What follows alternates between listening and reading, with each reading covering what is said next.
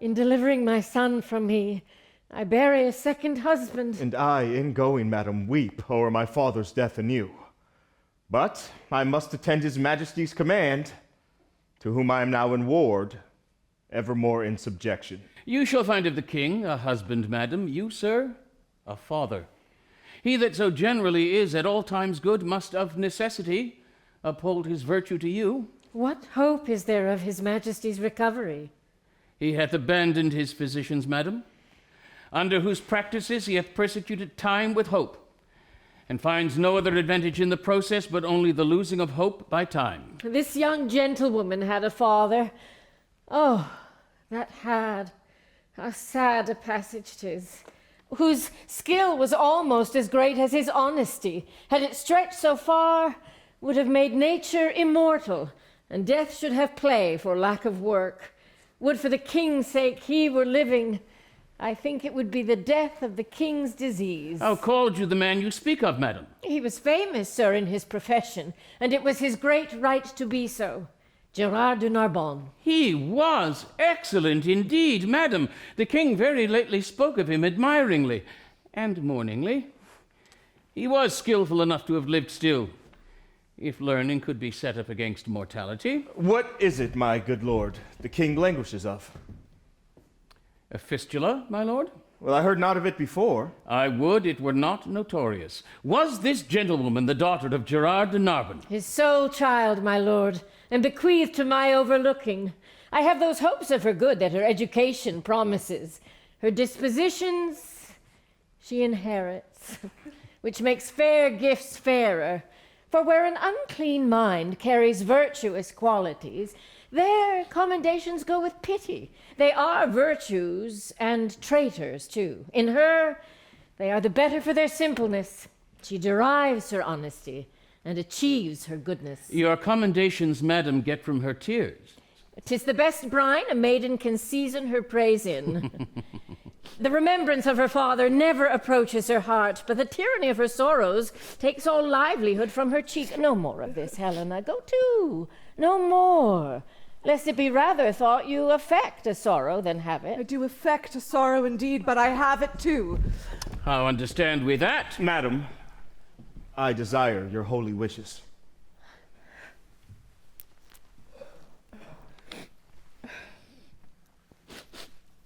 Be thou blessed, Bertram, and succeed thy father in manners as in shape. Thy blood and virtue contend for empire in thee, and thy goodness share with thy birthright. Love all, trust a few, do wrong to none. Be able for thine enemy rather in power than in use, and keep thy friend under thy own life's key. Be checked for silence, but never taxed for speech. What heaven more will, that thee may furnace, and my prayers pluck down, fall on thy head. Farewell, my lord. 'Tis an unseasoned courtier. Good my lord, advise him. He cannot want the best that shall attend his love. Heaven bless him. Farewell, Bertram.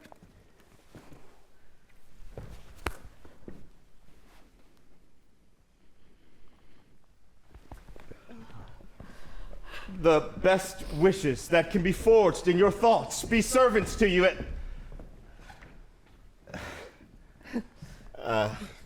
be comfortable to my mother, your mistress, and make much of her.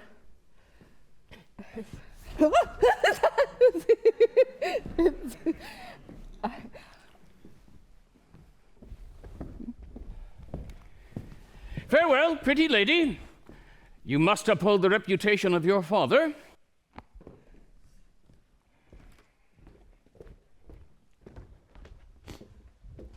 Oh, were that all? I think not on my father. And these great tears grace his remembrance more than those I shed for him. What was he like? I have forgot him. My imagination carries no favor in't. But Bertram, I am undone. There is no living, none if Bertram be away. 'Twere all one. that I should love a bright particular star and think to wed it, he is so above me. In his bright radiance and collateral light must I be comforted, not in his sphere. The ambition in my love thus plagues itself. The hind that would be mated by the lion must die for love. 'Twas pretty, though a plague, to see him every hour, to sit and draw his arched brow, his hawking eye, his curls in our heart's table, heart too capable of every line and trick of his sweet favor. But now he's gone, and my idolatrous fancy must sanctify his relics. Who comes here? One that goes with him. I love him for his sake, and yet I know him a notorious liar.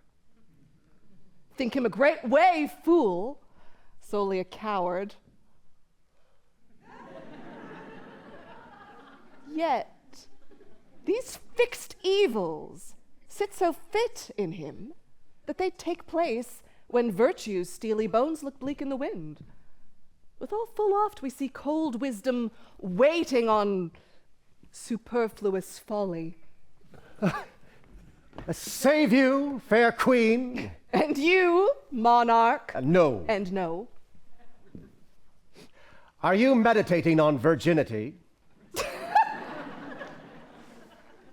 Aye.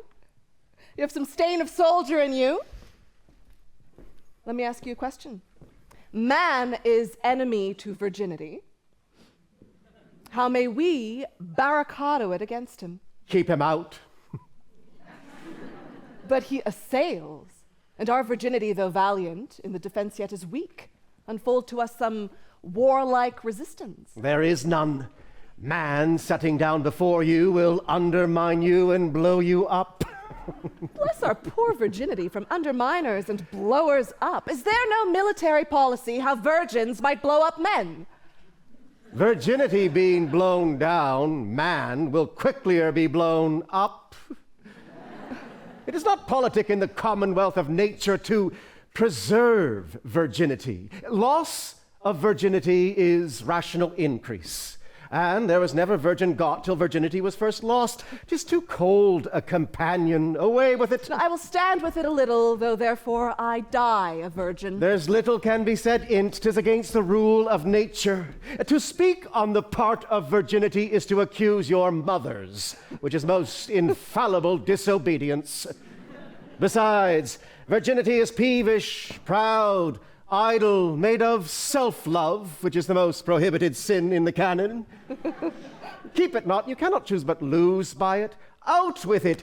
Within the 1 year, it will make itself 2, which is a goodly increase, and the principle itself not much the worse. Away with it. How might one do, sir, to lose it to her own liking? Oh, let me see. Marry ill, to like him that ne'er it likes. 'Tis a commodity, the longer kept, the less worth. Off with it while 'tis marketable. Your prune is better in your pie and your porridge than in your cheek, and your virginity, your old virginity, is like one of our French withered pears. It looks ill, it eats dryly, marry 'tis a withered pear. It was formerly better, marry yet 'tis a withered pear. Will you anything with it? Not my virginity yet. There shall your master have 1,000 loves. A mother and a mistress and a friend, a phoenix, captain and an enemy, a guide, a goddess and a sovereign, a counselor, a traitress and a dear. His humble ambition, proud humility, his jarring concord and his discord dulcet, his faith, his sweet disaster. Now shall he. I know not what he shall. God send him well, the court's a learning place. And he's one. What one, Ifaith? That I wish well. 'Tis pity What's pity? that wishing well had not a body in it which might be felt. That we, the poor born, whose baser stars do shut us up in wishes, might with effects of them follow our friends and show what we alone must think, which never returns us thanks. Monsieur Parolles. Right. My lord would speak with you. Little Helen, farewell. If I can remember thee, I will think of thee at court. Mr. Parolles, you were born under a charitable star. Under Mars, I especially think under Mars. Why under Mars? Well, the wars have so kept you under, you must needs be born under Mars. When he was predominant? When he was retrograde, I think, rather. Why think you so? You go so much backwards when you fight. That's for advantage. So is running away when fear proposes the safety. But the composition that your valor and fear make in you is a virtue of a good wing.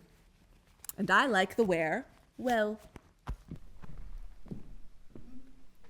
I am so full of business I cannot answer thee acutely. Farewell. When thou hast leisure, say thy prayers. When thou hast none, remember thy friends. Get thee a good husband, and use him as he uses thee. So, farewell.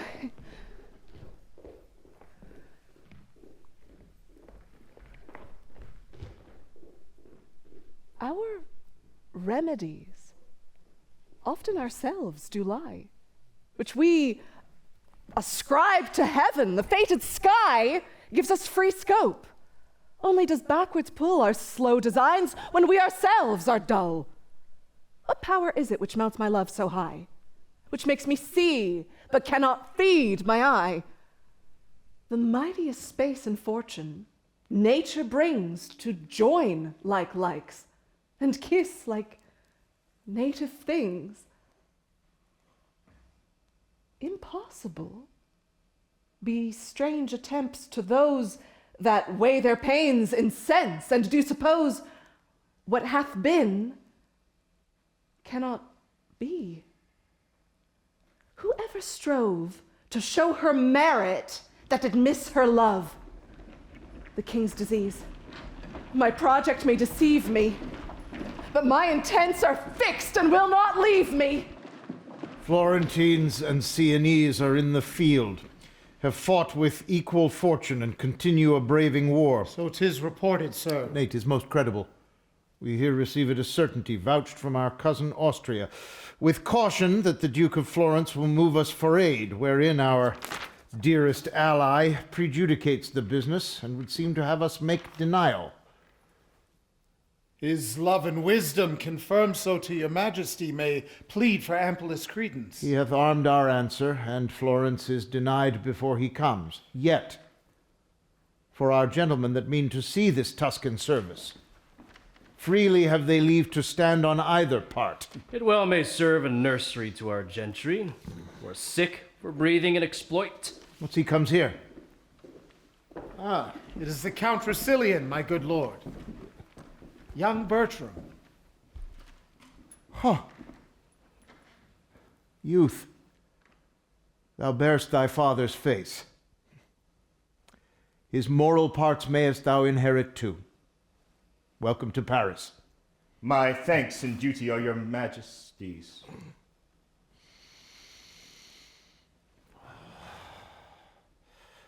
I would I had that corporal soundness now as when thy father and myself in friendship first tried our soldiership. He lasted long, but on us both did haggish age steal on, and wore us out of act. Much repairs me to talk of your good father. In his youth He had the wit which I can well observe today in our young lords, but they may jest till their own scorn return to them unnoted, ere they can hide their levity in honor.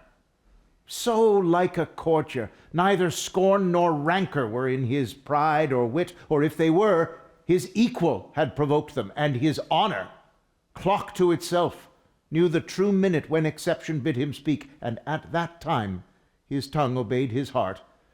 And who were below him he used as fellows of a higher place, and bowed his eminent top to their low ranks, making them proud of his humility. In their poor praise he humbled.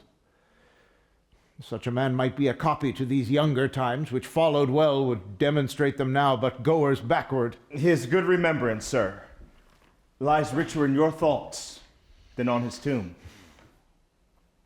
Would I were with him. He would always say, methinks I hear him now, "Let me not live." Thus his good melancholy oft began on the catastrophe and heel of pastime when it was out. "Let me not live," quoth he, "after my flame lacks oil, to be the snuff of younger spirits, whose apprehensive senses all but new things disdain, whose judgments are mere fathers of their garments, whose constancies expire before their fashions." This he wished. And I after him do after him wish too, since I nor wax nor honey can bring home, I quickly were dissolved from my hive to give some laborers room. Good sir, you are loved. Yeah. I fill a place, I know it. How long is't, Count, since the physician at your father's died? He was much famed. Some 6 months since, my lord. If he were living, I would try him yet. Lend me an arm. The rest have worn me out with several applications.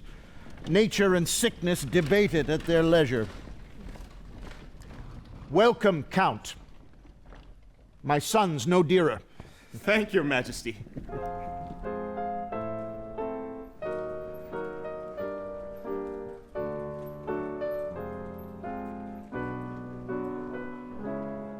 I will now hear. What say you of this gentlewoman? Madam, the care I have to even your content I wish might be found in the calendar of my past endeavors. What does this knave here? Sirrah, get you gone. The complaints I have heard of you I do not all believe. 'Tis my slowness that I do not. For I know you lack not folly to commit them, and have ability enough to make such knaveries yours. 'Tis not unknown to you, madam, I am a poor fellow.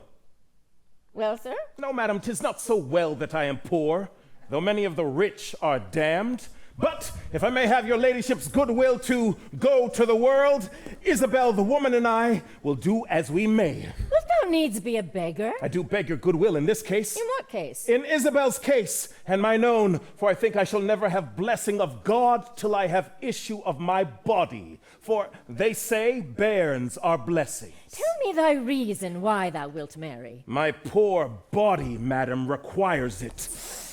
I am driven on by the flesh, and he must needs go that the devil drives.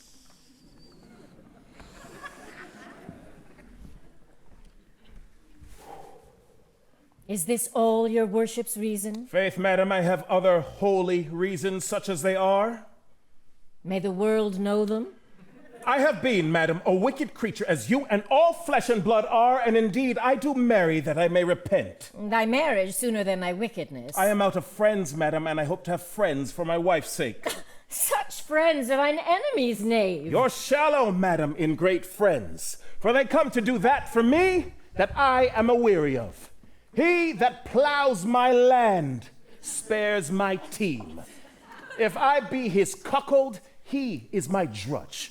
He that comforts my wife is a cherisher of my flesh and blood. He that cherishes my flesh and blood loves my flesh and blood. He that loves my flesh and blood is my friend. Ergo, he that kisses my wife is my friend. If men could be contented to be what they are, there is no fear in marriage. For the young Puritan and the old Papist, however, their hearts are severed in religion, their heads are both one, and they may join horns together like any deer in the herd. Wilt thou ever be a foul-mouthed and calumnious knave? A prophet, madam, I speak the truth the nearest way. Oh, get you gone, sir. I'll talk with you more anon. May it please you, madam, that he bid Helen come to you. 'Tis of her I wish to speak. Sirrah, tell my gentlewoman I would speak with her. Helen, I mean. Helen! Was this the face that launched 1,000 ships and burnt the topless towers of Ilium? Fools all fools. You'll be gone, sir knave, and do as I command you. That a man should bid a woman's command and yet no hurt done. I am going forsooth. The business is for Helen!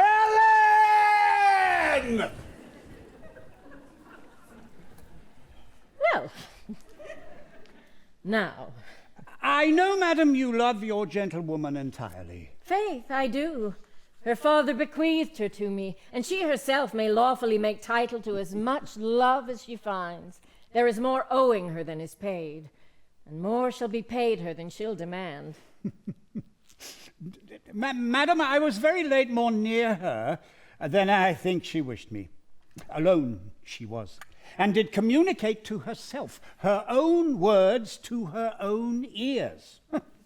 Her matter was, she loved your son. Fortune, she said, was no goddess that had put such difference betwixt their two estates. Cupid, no god that would not extend his might except where qualities were equal. Diane, no queen of virgins that would suffer her poor knight to be captured without rescue. This she delivered in the most bitter touch of sorrow that e'er I heard virgin exclaiming, which I held my duty speedily to acquaint you with, since in the loss that may occur, it concerns you somewhat to know it. You have discharged this honestly. Keep it to yourself. Many likelihoods informed me of this before, which hung so tottering in the balance that I could neither believe nor misdoubt. I pray you leave me, and I thank you for your honest care.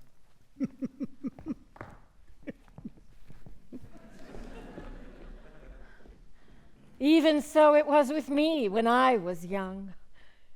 If ever we are nature's, these are ours. This thorn doth to our rose of youth rightly belong. Our blood to us, this to our blood is born.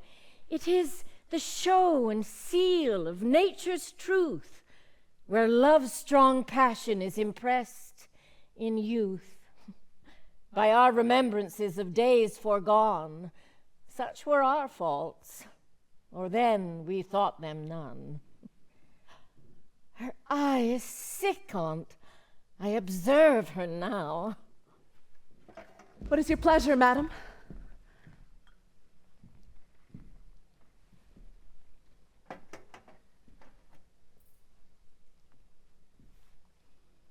You know, Helen, I am a mother to you. Mine honorable mistress. Nay, a mother. Why not a mother? When I said a mother, methought you saw a serpent.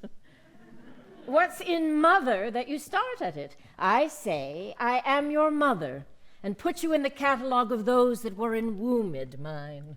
'Tis often seen adoption strives with nature, and choice breeds a native slip to us from foreign seeds.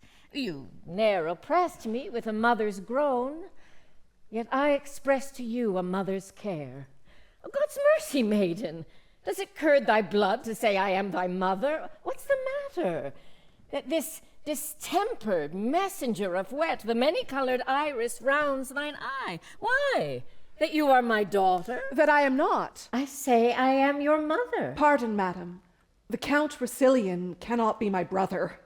I am from humble, he from honored name. My master, my dear lord he is, and I his servant live, and will his vassal die. He must not be my brother. Nor I your mother. Well, you are my mother, madam. Would you were so that my lord your son was not my brother, or I was not his sister. Can it no other? I being your daughter, he must be my brother? Well, yes, Helen, you might be my daughter-in-law. God shield you mean it not, daughter and mother, so strive upon your pulse. Now I see the mystery of your loneliness, and find your salt tears' head. Now to all sense 'tis plain.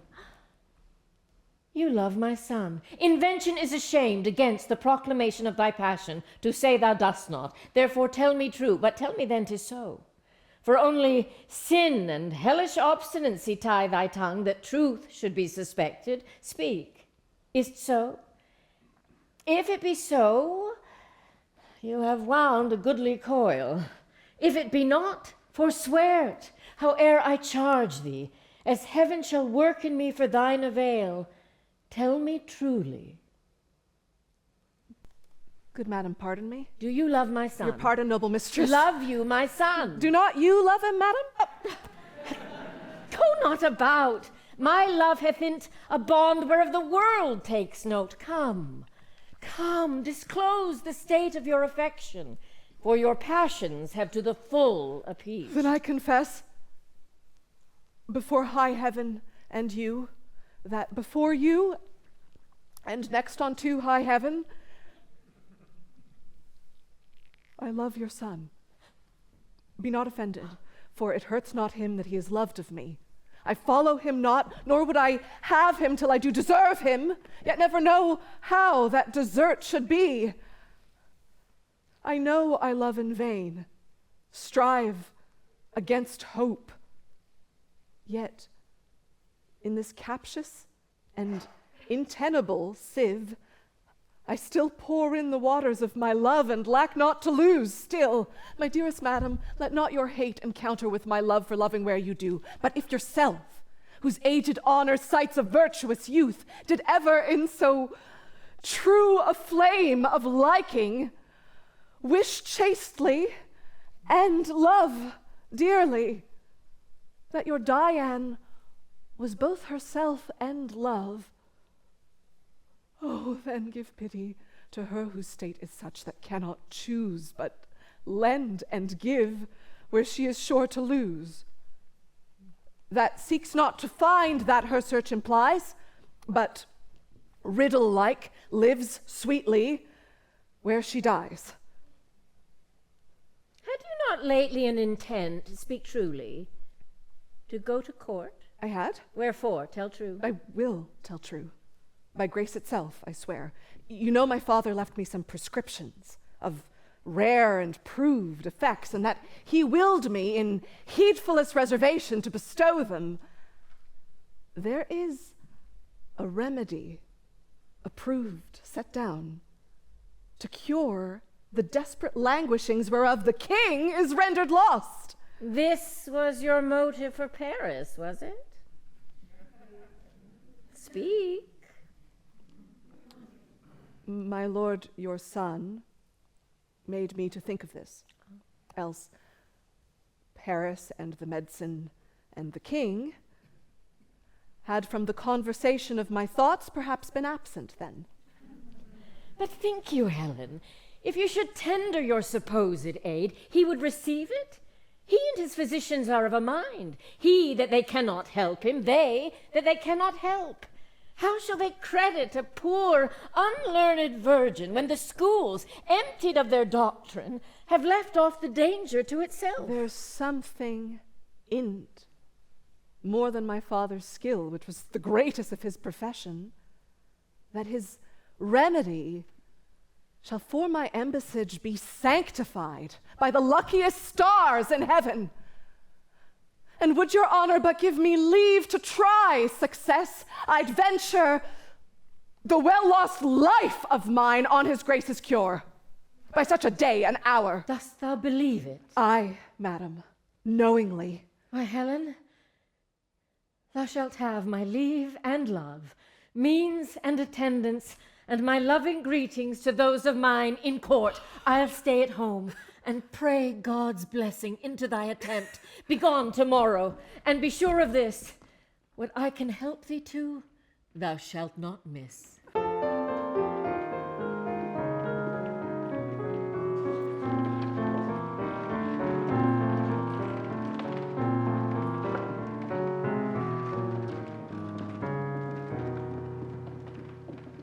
Farewell, my lords. These warlike principles do not throw from you.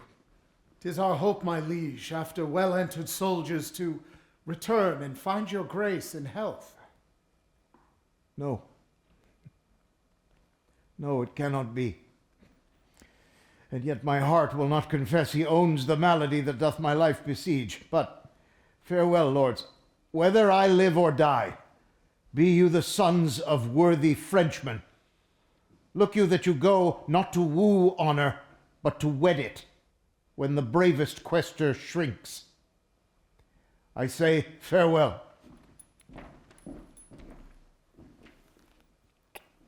Health at your bidding serve your majesty.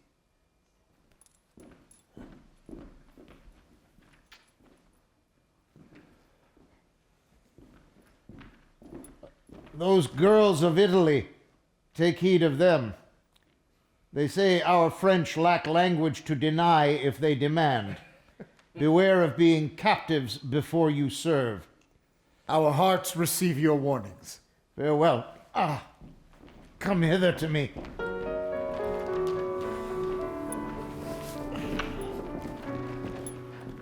Oh, my sweet lord, that you will stay behind us. 'Tis not his fault, the spark. Oh, 'tis brave wars. Most admirable. I have seen those wars. I'm commanded here, and kept a coil with too young, and the next year, and 'tis too early. If thy mind stand to it, steal away bravely. There's honor in the theft. Commit it, Count. I am your accessory, and so farewell. I grow to you, and our parting is a tortured body.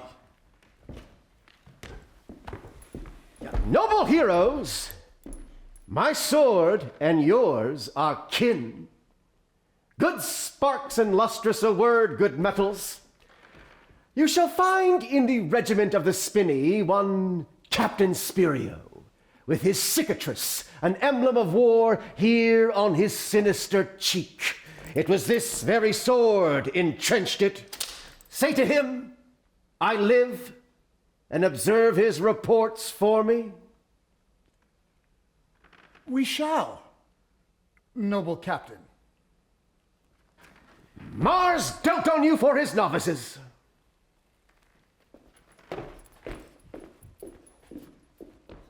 What will ye do? Stay the king? Use a more spacious ceremony to the noble lords.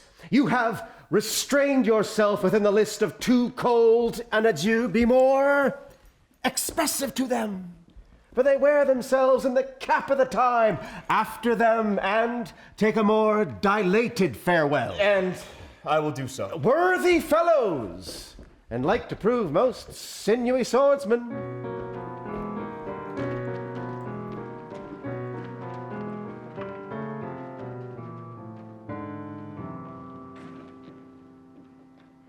Pardon, my lord, for me and for my tidings. I'll fee thee to stand up. Then here's a man stands that has bought his pardon. But, good my lord, 'tis thus. Will you be cured of your infirmity? No. Oh, will you eat no grapes, my royal fox?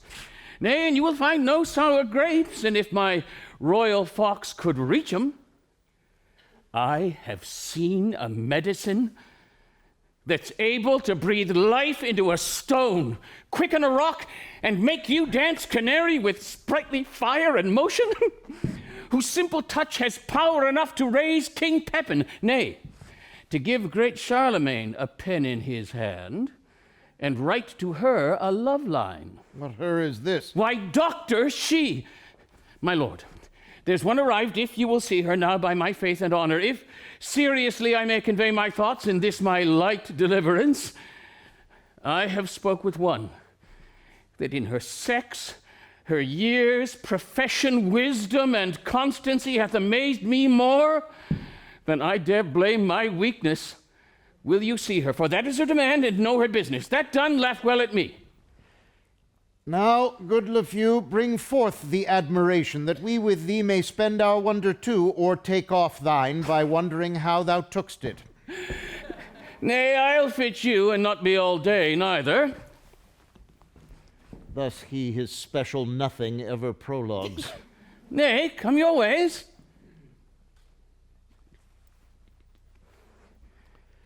This haste hath wings indeed. Nay, come your ways. This is his majesty. Say your mind to him.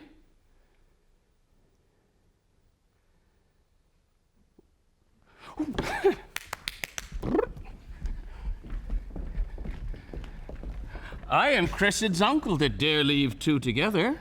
Fare thee well. Now, fair one, does your business follow us? Aye, my good lord. Gerard de Narbonne was my father. In what he did profess, well found. I knew him. The rather shall I spare my praises towards him. Knowing him is enough. On his bed of death, many remedies he gave me, chiefly one which, as the dearest issue of his practice, he bade me store up as a triple eye, safer than mine own two, more dear. I have so. And hearing your high majesty is touched with that malignant cause, whereof the honor of my dear father's gift stands chief in power, I come to tender it, and my appliance with all bound humbleness. We thank you, maiden, but may not be so credulous of cure. When our most learned doctors leave us, and the congregated college have concluded that laboring art can never ransom nature from her inedible estate. I say we must not so stain our judgment or corrupt our hope, to prostitute our past cure malady to mountebanks, or to dissever so our great self and our credit, to esteem a senseless help when help past sense we deem. My duty, then, shall pay me for my pains. I will no more enforce mine office on you, humbly entreating from your royal thoughts a modest one to bear me back again. I cannot give thee less to be called grateful. Thou thought'st to help me, and such thanks I give as one near death to those that wish him live. But what at full I know, thou knowest no part. I knowing all my peril, thou no art. What I can do no hurt to try. I must not hear thee. Fare thee well, kind maid. Thy pains not used must by thyself be paid. Proffers not took reap thanks for their reward. Inspired merit, so by breath is barred. It is not so with him that all things knows, as 'tis with us that square our guests by shows. But most it is presumption in us when the help of heaven we count the act of men. Dear sir, of my endeavors give consent. Of heaven, not me, make an experiment. I am not an impostor that proclaim myself against the level of my aim. But no, I think, and think I know most sure, my art is not past power, nor you past cure. Art thou so confident? Within what space hopest thou my cure? The greatest grace, lending grace. Ere twice the horses of the sun shall bring their fiery coacher his diurnal ring. Ere twice in murk and occidental damp moist Hesperus hath quenched his sleepy lamp. Or 24 times the pilot's glass hath told the thievish minutes how they pass. What is infirm from your sound parts shall fly. Health shall live free, and sickness freely die. On thy certainty and confidence, What darest thou venture? Tax of impudence, a strumpet's boldness, a divulged shame, traduced by odious ballads my maiden's name, seared otherwise, nay, worse of worse, extended with vilest torture. Let my life be ended.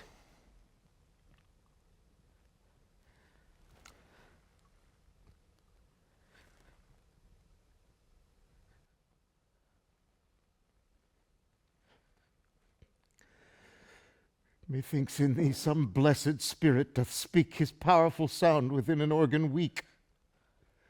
And what impossibility would slay in common sense? Sense saves another way. Thy life is dear. For all that life can rate, worth name of life, in thee hath estimate. Youth, beauty, wisdom, courage, all that happiness and prime can happy call, thou this to hazard. Needs must intimate skill infinite, or monstrous desperate. Sweet practicer, thy physic I will try, that ministers thine own death if I die. And well deserved. Not helping, death's my fee. But if I help, what do you promise me? Make thy demand. But will you make it even? Aye, by my scepter and my hopes of heaven. Then shalt thou give me, with thy kingly hand, what husband in thy power I will command.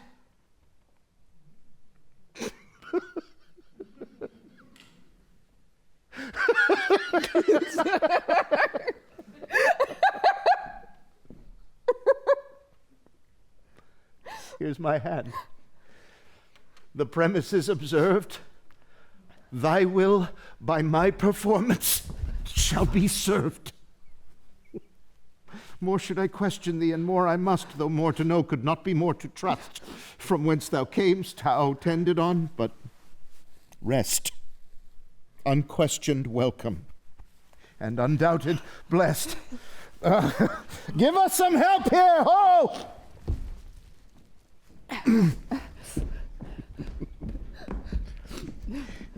If thou proceed as high as word, my deed shall match thy deed.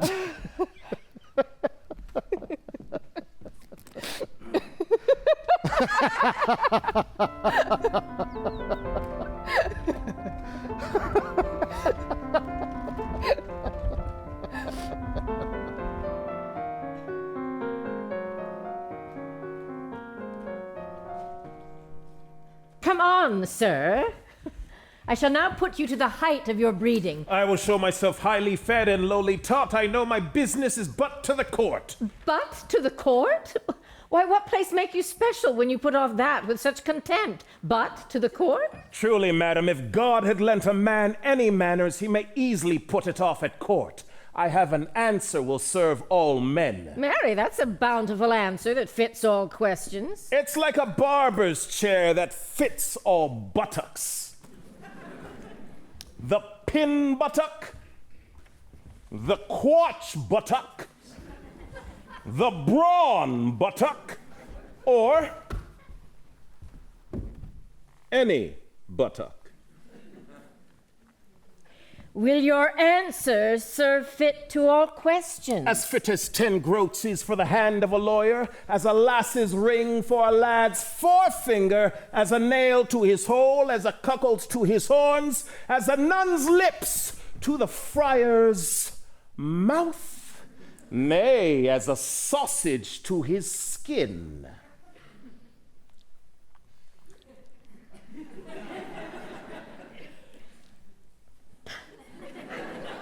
Have you, I say, an answer of such fitness for all questions? From below your duke to beneath your constable, it will fit any question. It must be an answer of most monstrous size. that must fit all demands. But a trifle in good faith, if the learned should speak truth of it. But here it is, and all that belongs to it. Ask me if I am a courtier. It will do you no harm to learn. Oh, to be young again, if we could. I will be a fool in question, hoping to be the wiser by your answer.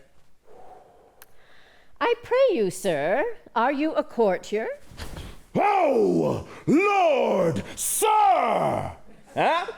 There's a simple putting off. More, 100 of them. Sir, I am a poor friend of yours that loves you. Ooh. Oh, Lord, sir. thick, spare not me. Oh, I think, sir, you can eat none of this homely meat. Oh, Lord, sir! Nay, put me to it, I warrant you. You were lately beaten, sir, as I think. Oh, Lord, sir, spare not me. Do you cry, "Oh Lord, sir," at your beating, and spare not me, indeed? Your "Oh Lord, sir" is very sequent to a beating. You would answer very well to a beating, if you were but bound to it. I ne'er had worse luck with my "Oh Lord, sir" in my life. I see things may serve long, but not serve ever. Oh, I play the noble housewife with the time to entertain it so merrily with a fool. Oh, Lord, sir, why that serves well again. An end, sir, to your business. Give Helen this, and urge her to a present answer back. Commend me to my kinsman and my son. Well, this is not much. Not much commendation to them. Not much employment for you. You understand me. Most fruitfully, I am there before my legs. Haste you again.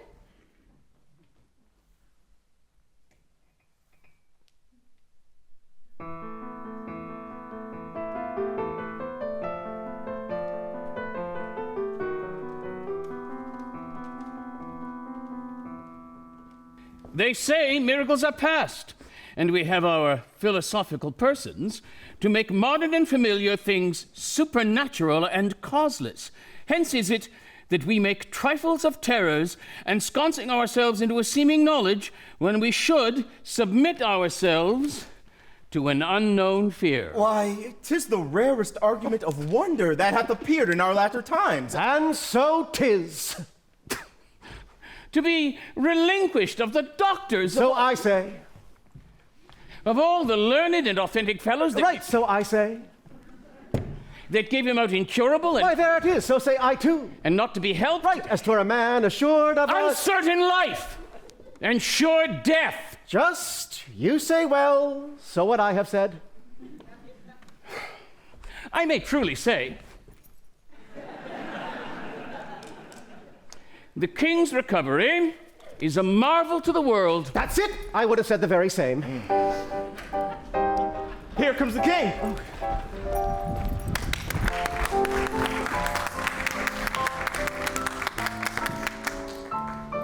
Why, your dolphin is not lustier. Mort de Vinaigre, is not this Helen? For God, I think so. Now, my preserver, with this healthful hand whose banished sense thou hast repealed, a second time receive the confirmation of my promised gift, which but attends thy naming.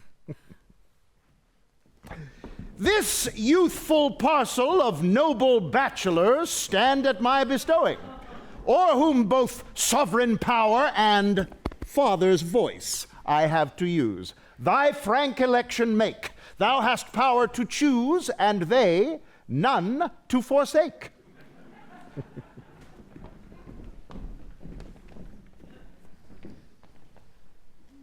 Gentlemen,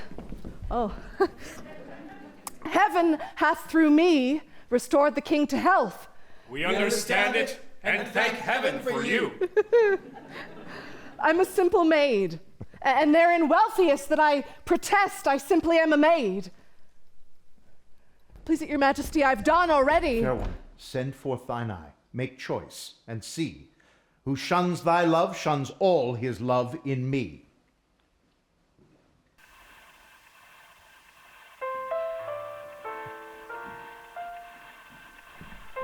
Now, Diane, From thy altar do I fly, and to imperial love, that God most high, do my sighs stream out.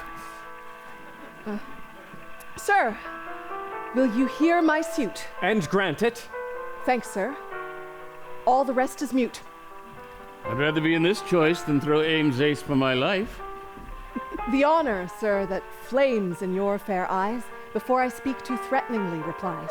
Love make your fortune 20 times above her that so wishes and her humble love. No better, if you please. My wish receive, which great love grant, and so I take my leave. What? Do they all deny her? When they were sons of mine, I'd have them whipped. Be not afeard that I your hand should take. I'd never do you wrong for your own sake. Blessings upon your vows, and in your bed find fairer fortune if you ever wed. Oh, these boys are boys of ice. Sure, they're bastards to the English. The French ne'er got 'em. You are too young, too happy, and too good to make yourself a son out of my blood. Fair one, I think not so. There's one grape yet, I'm sure thy father drunk wine. Oh, but if thou beest not an ass, I am a youth of 14. I have known thee already. I dare not say I take you,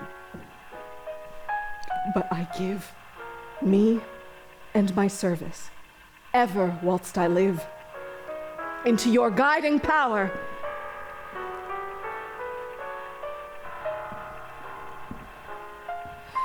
This is the man!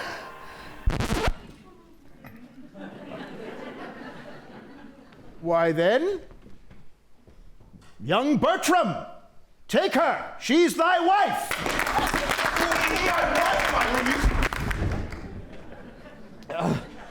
I shall beseech your highness. In such a business, give me leave to use the help of mine own eyes. Knowst thou not, Bertram, what she has done for me? Yes, my good lord, but never hoped to know why I should marry her.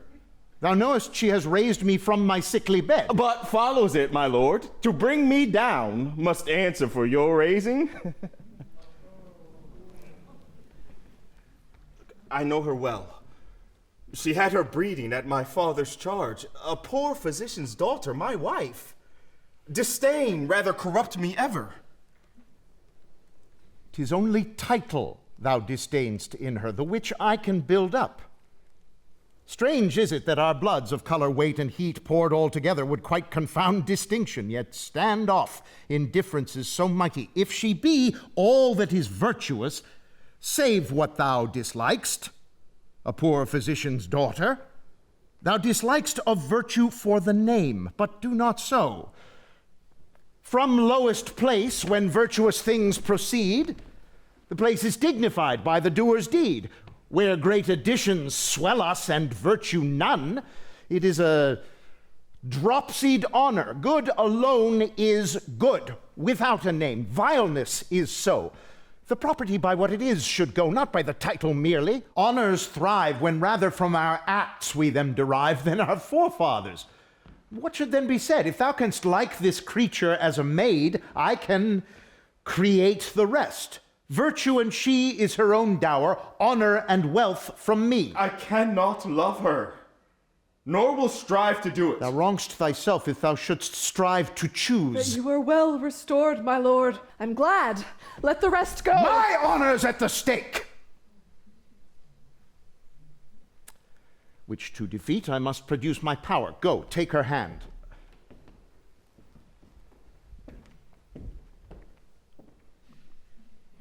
Proud, scornful boy, unworthy this good gift, that dost in vile misprision shackle up my love and her desert, that wilt not know it is in us to plant thine honor where we please to have it grow. Check thy contempt! Obey our will, which travails in thy good. Believe not thy disdain, but presently do thine own fortunes that obedient right which both thy duty owes and our power claims, or I will throw thee from my care forever into the staggers and the cureless lapse of youth and ignorance, both my revenge and hate loosing upon thee in the name of justice, without all terms of pity. Speak. Thine answer. Pardon, my gracious lord. For I submit my fancy to your eyes. When I consider what great creation and what dole of honor flies where you bid it, I find that she which late was in my nobler thoughts most base is now the praised of the king, who so ennobled is as 'twere born so. Take her by the hand and tell her she is thine. I take her hand. Good fortune and the favor of the king smile upon this contract, whose ceremony shall seem expedient on the now born brief, and be performed tonight. As thou lovest her, thy love's to me religious, else does err.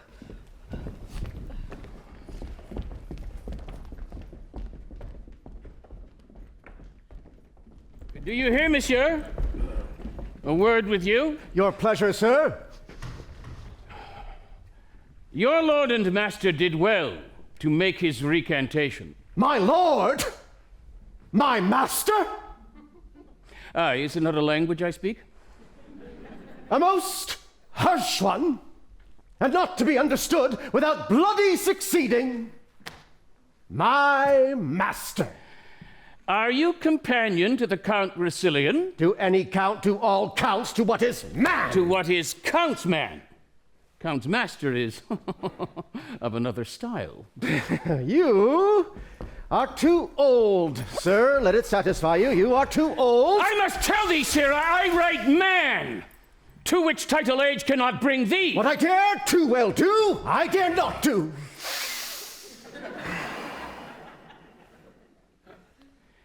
I did think thee, for 2 dinners, to be a pretty wise fellow. Thou didst make tolerable vent of thy travel. It might pass. Yet the scarves and the bannerets about thee did manifoldly dissuade me from believing thee a vessel of too great a burden. I have now found thee. When I lose thee again, I care not. Hast thou not the privilege of antiquity upon thee? Do not plunge thyself too far in anger, lest thou hasten thy trial, which if, Lord have mercy on thee for a hen. So, my good window of lattice, fare thee well. Thy casement I need not open, for I look through thee. Give me thy hand. My lord, you give me most egregious indignity. Aye, with all my heart, and thou art worthy of it. I have not, my lord, deserved it. Yes, good faith, every dram of it. And I will not bate thee a scruple. Well, I shall be wiser. Even as soon as thou canst. If ever thou beest bound in thy scarf and beaten, thou shalt find what it is to be proud of thy bondage. Well, scurvy, old, filthy, scurvy lord! I must be patient. There is no fettering of authority. I'll beat him by my life if I can meet him with any convenience, and he were double and double a lord. I'll have no more pity of his age than I would of a... I'll beat him if I could meet him again. Ah! Oh. Sirrah, thy lord and master's married. There's news for you. You have a new mistress. I most unfeignedly beseech your lordship to make some reservation of your wrongs. He is my good lord, whom I serve above is my master. Who, God? Aye, sir. Oh, the devil it is, that's thy master. Why dost thou garter up thy arms this fashion? Do other servants so? Upon mine honor, if I were but 2 hours younger, I'd beat thee.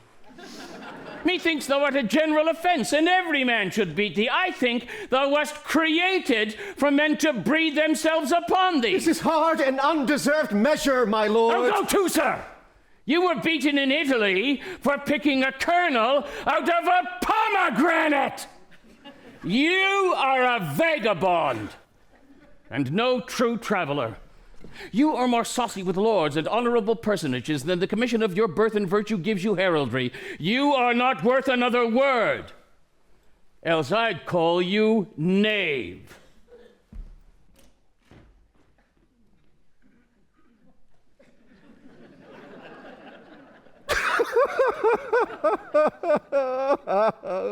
Good. Very good. It is so then. Good.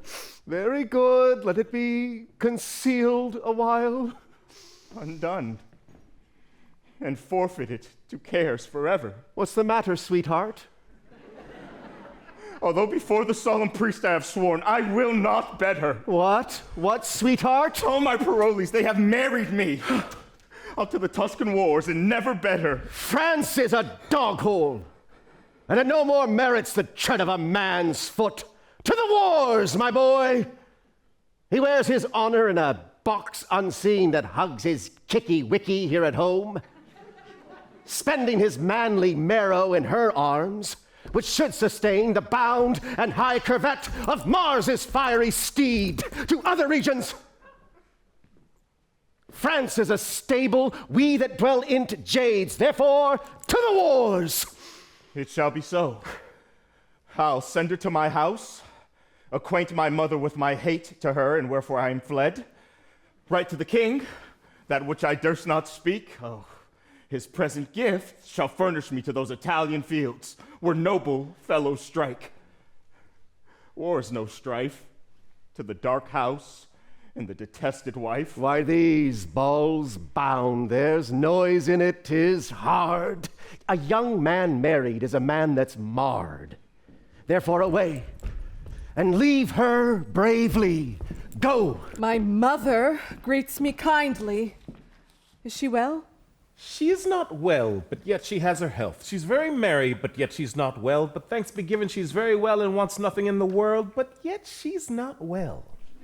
If she be very well, what does she ail that she's not very well? Truly, she's very well indeed, but for two things. What two things? One, that she's not in heaven, whither God send her quickly. The other, that she's on earth, from whence God send her quickly. Bless you, my fortunate lady. I hope, sir, I have your goodwill to have my own good fortune. You had my prayers to lead them on and to keep them on. Have them still. Yo! My knave.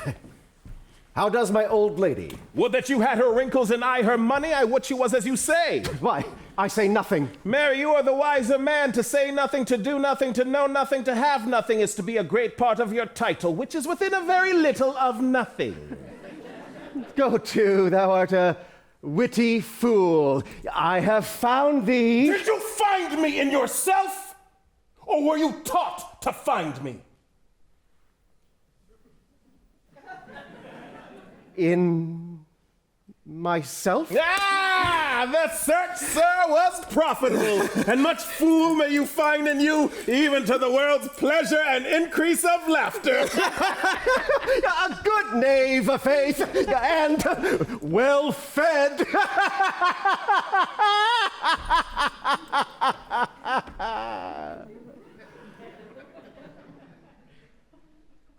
Madam, my lord will go away tonight. A very serious business calls on him. The great prerogative and right of love, which as your due time claims, he does acknowledge, but it puts it off to a compelled restraint, whose want and whose delay is strewed with sweets which they distill now in the curbed time, to make the coming hour o'erflow with joy and pleasure drown the brim. What's his will else? That you will take your instant leave of the king, and make this haste as your own good proceeding. What more commands he? That, having this obtained, you presently attend his further pleasure. In everything I wait upon his will. I shall report it so. I pray you do. But I hope your lordship thinks not him a soldier. Yes, my lord, and of very valiant proof. You have it from his own deliverance. And by other warranted testimony. Look, I do assure you, my lord, he is very great in knowledge and accordingly valiant. I have then sinned against his experience and transgressed against his valor. And my state that way is dangerous, since I cannot yet find it in my heart to repent. Oh, here he comes. These things shall be done, sir.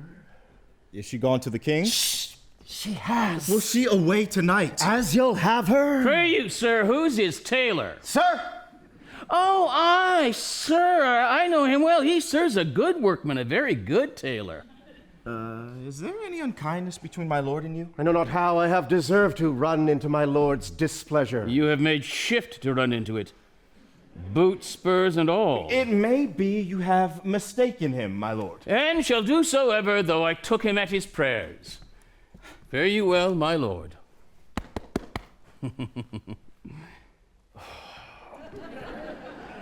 And believe this of me, there can be no kernel in this light nut.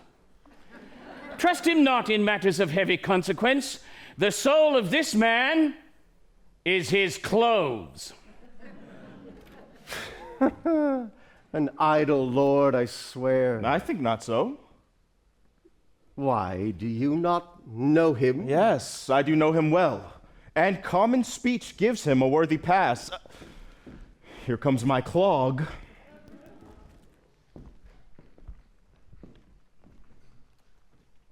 I have, sir, as I was commanded from you, spoke with the king, and have procured his leave for present parting.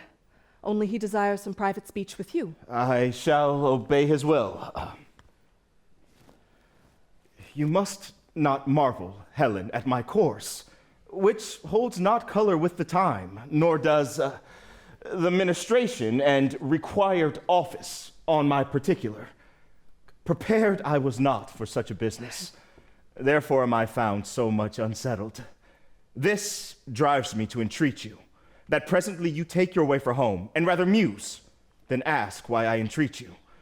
For my respects are better than they seem, and my appointments have in them a need greater than shows itself at the first view to you that know them not. This to my mother. 'Twill be 2 days ere I shall see you, so I leave you to your wisdom. Sir, I can nothing say,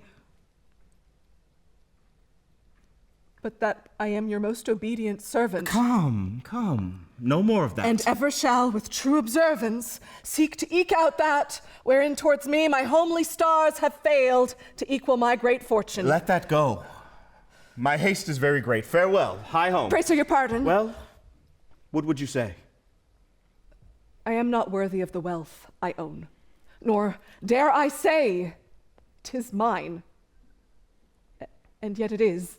But like a timorous thief, most fain would steal what law does vouch my own. What would you have? Something? Scarce so much. Nothing, indeed. I would not tell you what I would, my lord. Faith, yes. Strangers and foes do sunder and not kiss.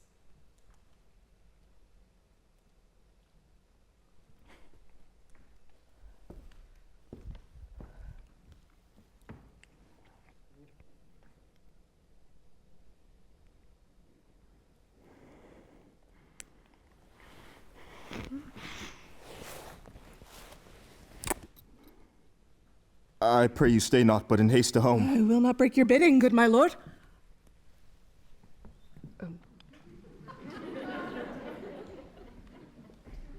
Monsieur? Farewell?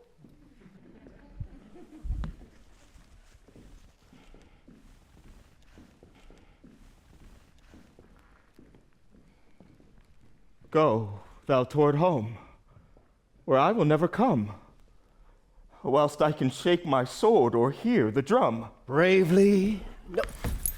Coraggio.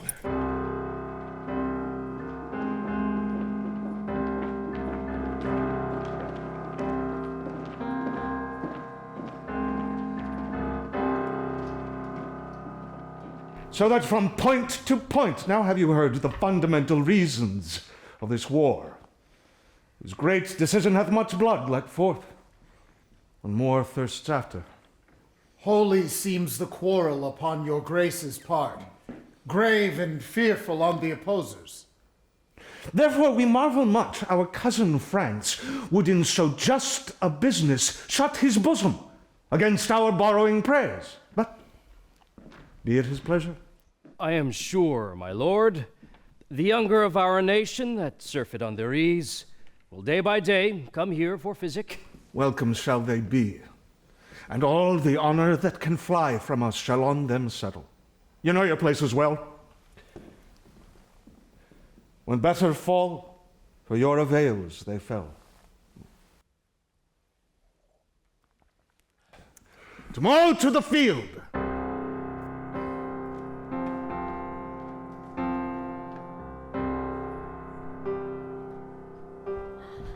It had happened all as I would have had it, save that he comes not along with her.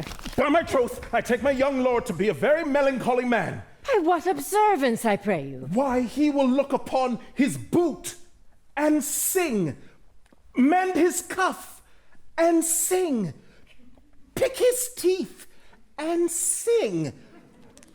I know a man that had this trick of melancholy, sold a goodly estate for a song. Let me see what he writes, and when he means to come. Isabel! I have no mind to Isabel since I was at the court.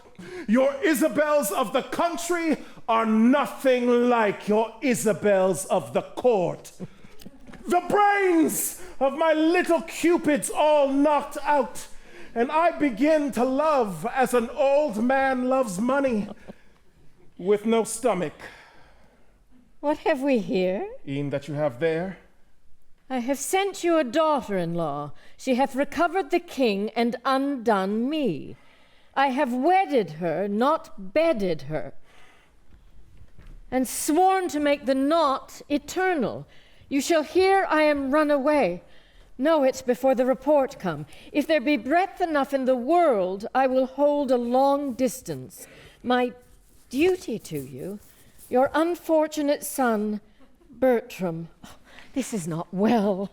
Rash and unbridled boy, to fly the favors of so good a king, to pluck his indignation on thy head by the misprizing of a maid too virtuous for the contempt of empire. Hello, madam! Yonder's heavy news within between two soldiers and my young lady. What's the matter? Nay, there's some comfort in the news. Some comfort. Your son will not be killed so soon as I thought he would. Why should he be killed? So say I, madam, if he run away, as I hear he does, the danger is in standing to it. That is a loss of man, though it be the getting of children. But here they come, and will tell you more. Save you, good madam. Madam, my lord is gone, forever gone. Do not say so. Think upon patience, pray you. Gentlemen, I have felt so many quirks of joy and grief that the first face of neither on the start can woman me unto it. Where is my son, I pray you? Madam, he is gone to serve the Duke of Florence. We met him thitherward, for thence we came, and after some dispatch in hand at court, thither we bend again. Look on his letter, madam. This is my passport. When thou canst get the ring upon my finger, which never shall come off, and show me a child begotten of thy body that I am father to, then call me husband. But in such a then, I write a never. This is a dreadful sentence. Brought you this letter, gentlemen? Aye, madam, and for the content's sake are sorry for our pains. I prithee, lady, have a better cheer. If thou engrossest, all the griefs are thine. Thou robb'st me of a moiety. He was my son. But I do wash his name out of my blood, and thou art all my child. Towards Florence, is he? Aye, madam. And to be a soldier? Such is his noble purpose, and believe it, the Duke will lay upon him all the honor that good convenience claims. Return you thither. Aye, madam, with the swiftest wing of speed. Till I have no wife, I have nothing in France. 'Tis bitter. Find you that there? Aye, madam. 'Tis but the boldness of his hand, perhaps, which his heart was not consenting to. Nothing in France until he have no wife? There's nothing here that is too good for him, but only she. And she deserves a lord that 20 such rude boys might tend upon and call her hourly mistress. Who is with him? Gentleman, which I have sometime known. Parolles, was it not? Aye, my good lady. A very tainted fellow, and full of wickedness. My son corrupts a well-derived nature with his inducement. You're welcome, gentlemen.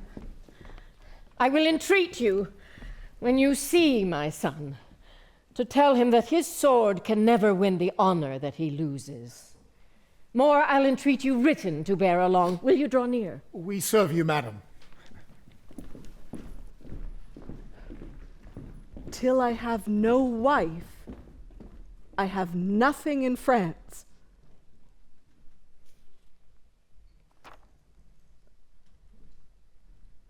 Nothing in France until he has no wife. Thou shalt have none, Rossillion. None in France, then hast thou all again. Poor lord, is it I that chase thee from thy country, and expose those tender limbs of thine to the event of the none-sparing war? And is it I that drive thee from the sportive court, where thou was shot at with fair eyes to be the mark of smoky muskets? Oh, you leaden messengers that ride upon the violent speed of fire, fly with false aim, cleave the still-piecing air that sings with piercing. Do not touch my lord. Whoever shoots at him, I set him there. Whoever charges on his forward breast, I am the caitiff that do hold him to it. And though I kill him not, I am the cause his death was so affected.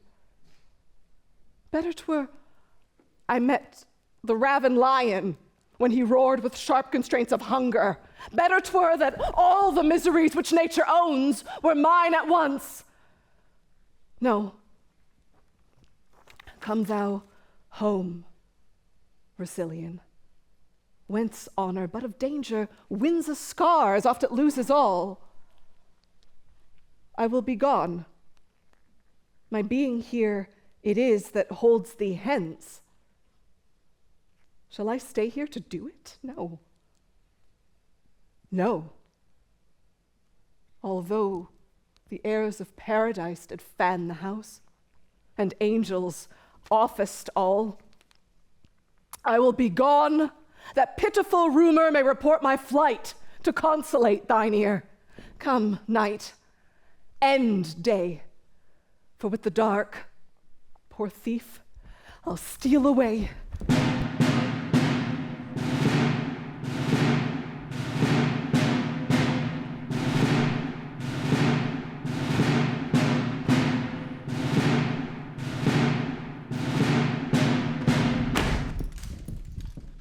The captain of our horse thou art, and we, great in our hope, lay our best love and credence upon thy promising fortune. Sir, it is a charge too heavy for my strength, but yet we'll strive to bear it for your worthy sake to the extreme edge of hazard. Then go thou forth, and fortune play upon thy prosperous helm as thy auspicious mistress. This very day, great Mars, I put myself into thy file. Make me but like my thoughts, and I will prove a lover of thy drum, hater of love.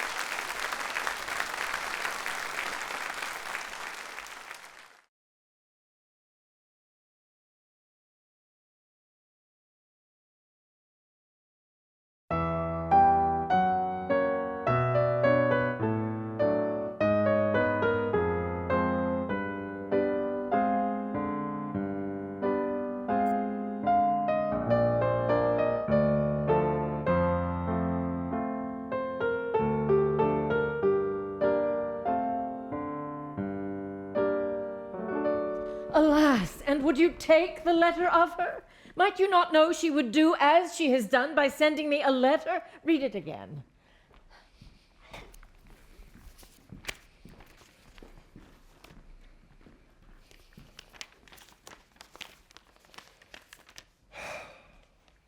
I am St. Jaques pilgrim, thither gone.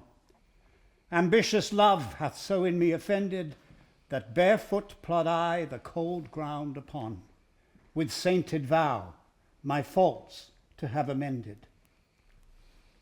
Right, that from the bloody course of war my dearest master, your dear son, may hie. Bless him at home in peace, whilst I from far his name with zealous fervour sanctify. His taken labours bid him me forgive. I, his despiteful Juno, sent him forth from courtly friends, with camping foes to live, where death and danger dogs the heels of worth. He is too good and fair for death, and me, whom I myself embrace to set him free. Ah, what sharp stings are in her mildest words. Rinaldo, you did never lack advice so much as letting her pass so. Had I spoke with her, I could have well diverted her intents, which thus she hath prevented. Pardon me, madam, if I'd given you this at overnight, she might have been our tame. And yet she writes, pursuit would be but vain. What angel shall bless this unworthy husband? He cannot thrive unless her prayers, whom heaven delights to hear and loves to grant, reprieve him from the wrath of greatest justice. Write, Rinaldo, to this unworthy husband of his wife. Let every word weigh heavy of her worth, that he does weigh too light. My greatest grief, though little he do feel it, set down sharply. Dispatch the most expedient messenger. When haply he shall hear that she is gone, he will return, and hope I may that she, hearing so much, will speed her foot again, led hither by pure love. Which of them both is dearest to me? I have no skill and sense to make distinction. Provide this messenger. My heart is heavy, and mine age is weak. Grief would have tears, and sorrow bids me speak.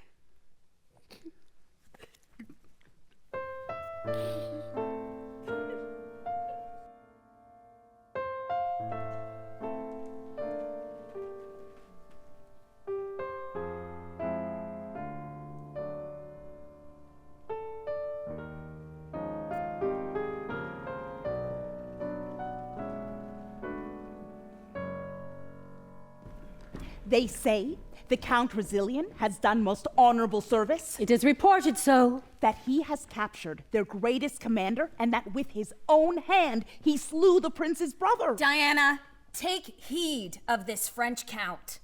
The honor of a maid is her name, and no legacy is so rich as chastity. I have told my neighbor how you have been solicited by a gentleman, his companion. I know that knave. One Parolles. A filthy officer he is, and those suggestions for the young count. Beware of them, Diana. Their promises, enticements, oaths, and all these engines of lust are not the things they go under. Many a maid hath been seduced by them. I hope I need not to advise you further. You shall not need to fear me. I hope so. Oh, look, here comes a pilgrim. I know she will lie at my house. Thither they send one another. God save you, pilgrim. Whither are you bound?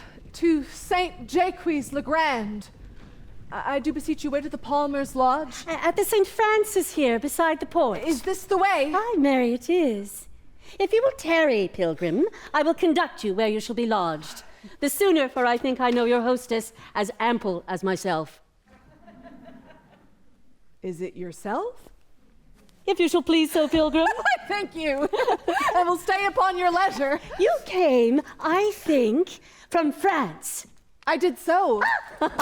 Here you shall see a countryman of yours that has done worthy service. Oh, his name, I pray you. The Count Rossillion? Know you such a one? But by the ear, that hears most nobly of him.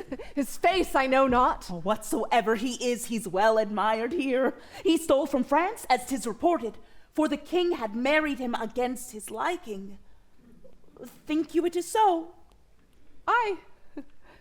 Surely mere the truth. I know his lady. There is a gentleman that serves the count, reports but coarsely of her. What's his name? Monsieur Parolles. I believe with him. In argument of praise, she is too mean to have her name repeated. Alas, poor lady, 'tis a hard bondage to become the wife of a detesting lord. I warrant, good creature, wheresoe'er she is, her heart weighs sadly. My daughter here might do her a shrewd turn if she pleased. How do you mean? Oh. Maybe the amorous count solicits her in the unlawful purpose? Oh, he does indeed, but she is armed for him and keeps her guard in honestest defense. The gods forbid else. Oh, see where he comes. 'Tis a most gallant fellow.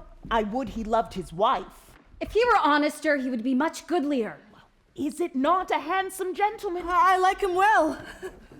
Yon's that same knave that leads him to these actions. Were I his lady, I would poison that vile rascal. Which is he?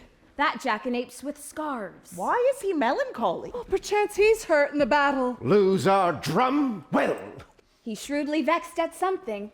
Oh, look, he spied us. Mary, hang you! And your curtsy for a ring carrier. Oh, go, go, go, go, go. Come, pilgrim. I will bring you to where you shall lodge. There's 4 or 5 to great St. Jacques bound already at my house. I humbly thank you. Would it please you all to dine with me tonight? The charge in thanking both shall be for me, and to requite you further, I will bestow some precepts on this virgin, worth the hearing. Oh, we'll take your offer kindly. Nay, good my lord, put him to it. Let him have his way. If your lordship find him not a hilding, hold me no more in your respect. On my life, my lord, a bubble. Do you think that I am so far deceived in him? Believe it, my lord. In mine own direct knowledge, without any malice, he is a most notable coward, an infinite and endless liar, and hourly promise breaker. It were fit you knew him, lest reposing too far in his virtue. Which he hath not. He might at some great and trusty business in a main danger fail you. I would I knew in what particular action to try him.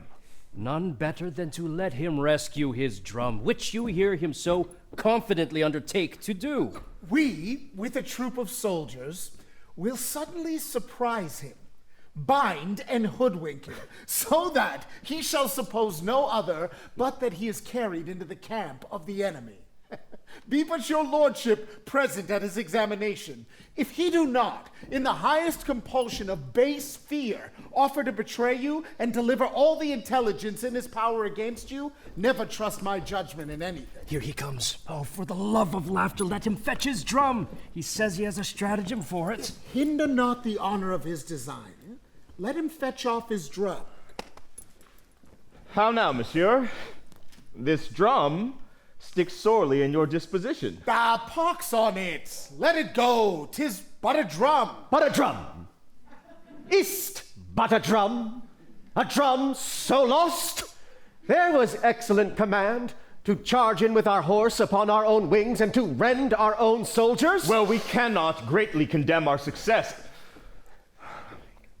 Some dishonor we had in the loss of that drum, but it is not to be recovered. It might have been recovered. It might, but it is not now. But that the merit of service is seldom attributed to the true and exact performer, I would have that drum or hick yakket.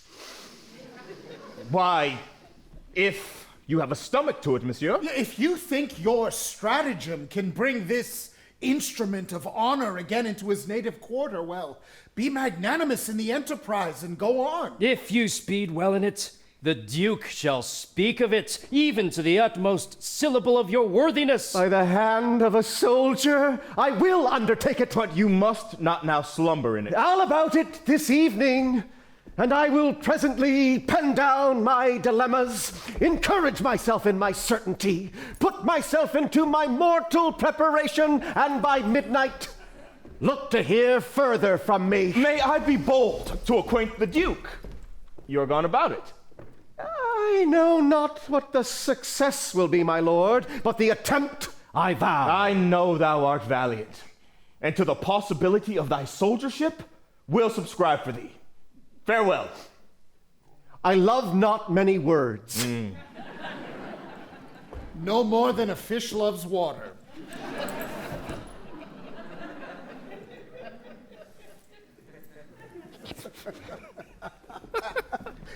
Is not this a strange fellow, my lord, that so confidently seems to undertake this business, which he knows is not to be done? Why, do you think he will make no deed at all of this? None in the world, but return with an invention and clap upon you 2 or 3 probable lies. You do not know him, my lord, as we do. Look, we shall make you some sport with the fox ere we unmask him. He was first smoked by the old Lord Lefew. You shall see his fall tonight, eh? We must look to our snare. Your brother, he shall go with me.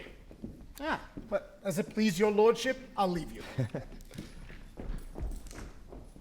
Now will I lead you to the house and show you the maid I spoke of. But you say she's chaste. See, that's all the fault. Look, I spoke with her but once and found her wondrous cold. But I sent to her by this same coxcomb that we have in the wind tokens and letters, which she did return.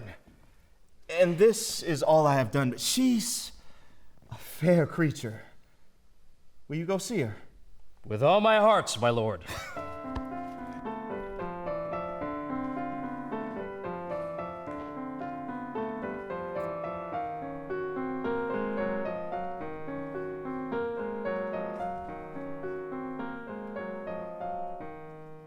If you misdoubt me that I am not she, I know not how I shall assure you further, but I shall lose the grounds I work upon. Though my estate be fallen, I was well born, nothing acquainted with these businesses, and would not put my reputation now in any staining act. Nor would I wish you. First, give me trust.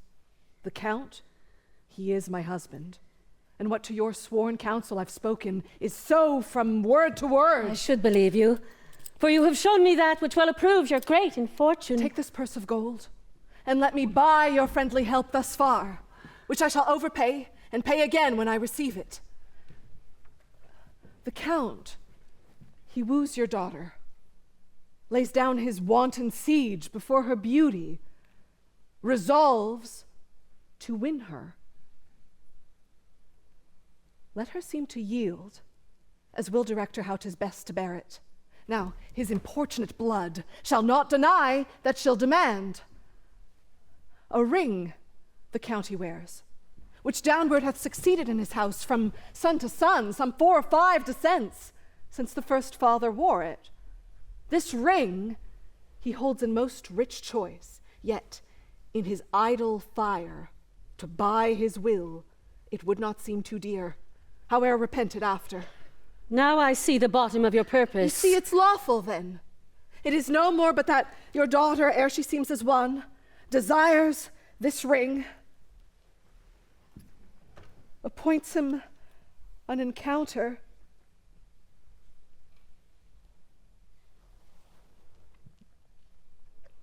and then delivers me to fill the time.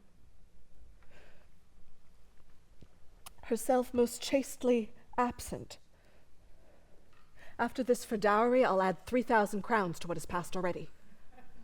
I have yielded. Instruct my daughter how she shall proceed, that time and place with this deceit most lawful may prove convenient. Why then, tonight, let us essay our plot, which, if its speed, is wicked meaning in a lawful deed. and lawful meaning in a wicked act were both not sin, but yet a sinful fact. Well, that's about it.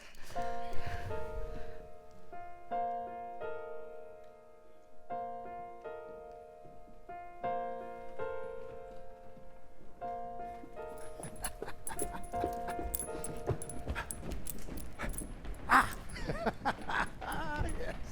All right. Yes. Now, he can come no other way but this. All right. Now, when you sally upon him, speak what strange language you will. Though you understand it not yourselves, no matter, for we must not seem to understand him, unless someone among us whom we must produce for an interpreter. Huh? Oh, good captain. Let me be the interpreter. Are not acquainted with him, knows he not thy voice? No, sir, I warrant you. Right, what linsey woolsey hast thou to speak to us again? In such as you speak to me. Humano medo ni jaba no bada. Boscos, viliendo trumodo boscos! Gabble enough and good enough. Oh, but Count! Oh, here he comes!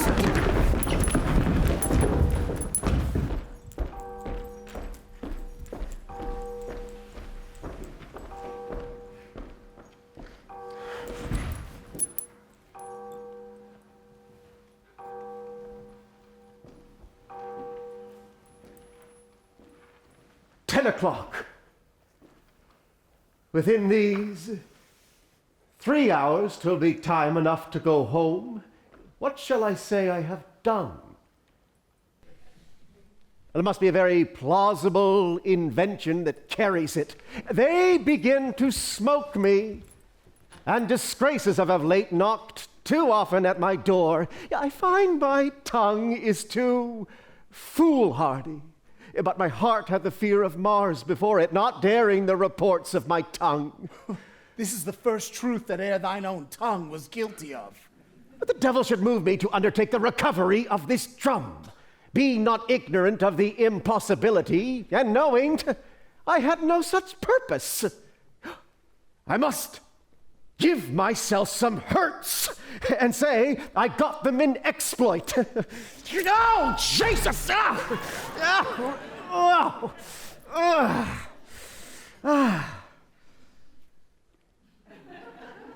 Yet slight ones will not carry it. They will say, came you off with so little?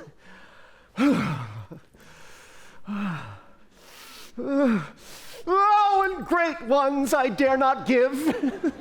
Is it possible he should know what he is, and be that he is? Would the cutting of my garments would serve the turn, or the breaking of my Spanish sword. We cannot afford you so. Or the shaving of my mustachio, and to say it was in stratagem. 'Twould not do. Or to drown my clothes and say I was stripped. Hardly serve. Though I swore I leaped from the window of the citadel. How deep? 30 fathoms. 30 great oaths would scarce make that be believed. Would I had any drum of the enemies, I would swear I recovered it. You shall hear one anon. A drum now of the enemies. Oh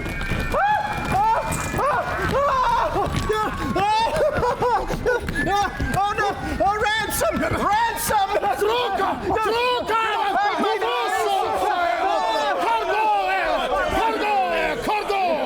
I know you are the Russian regiment, and I shall lose my life for want of language. If there be here German or Dane, Low Dutch, Italian or French, let him speak to me. Boscos vovodo! Vodo Boscos! I understand thee, and can speak thy tongue. Carly Bonto. Sir, betake thee to thy faith, for 17 poniards are at thy bosom.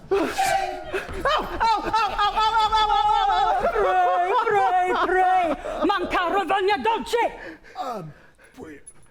Oscar Bilidolchos Volivorko. The general is content to spare thee yet, and hoodwinked as thou art, will lead thee on to gather from thee. Perhaps thou mayst inform something to save thy life. Oh, let me live. In all the secrets of our camp I'll show their force, their purposes. Nay, I'll speak that which you will wonder at. But wilt thou faithfully? If I do not, damn me. Accordo linta! No go-go. Go-go-go! Come on! Thou art granted space.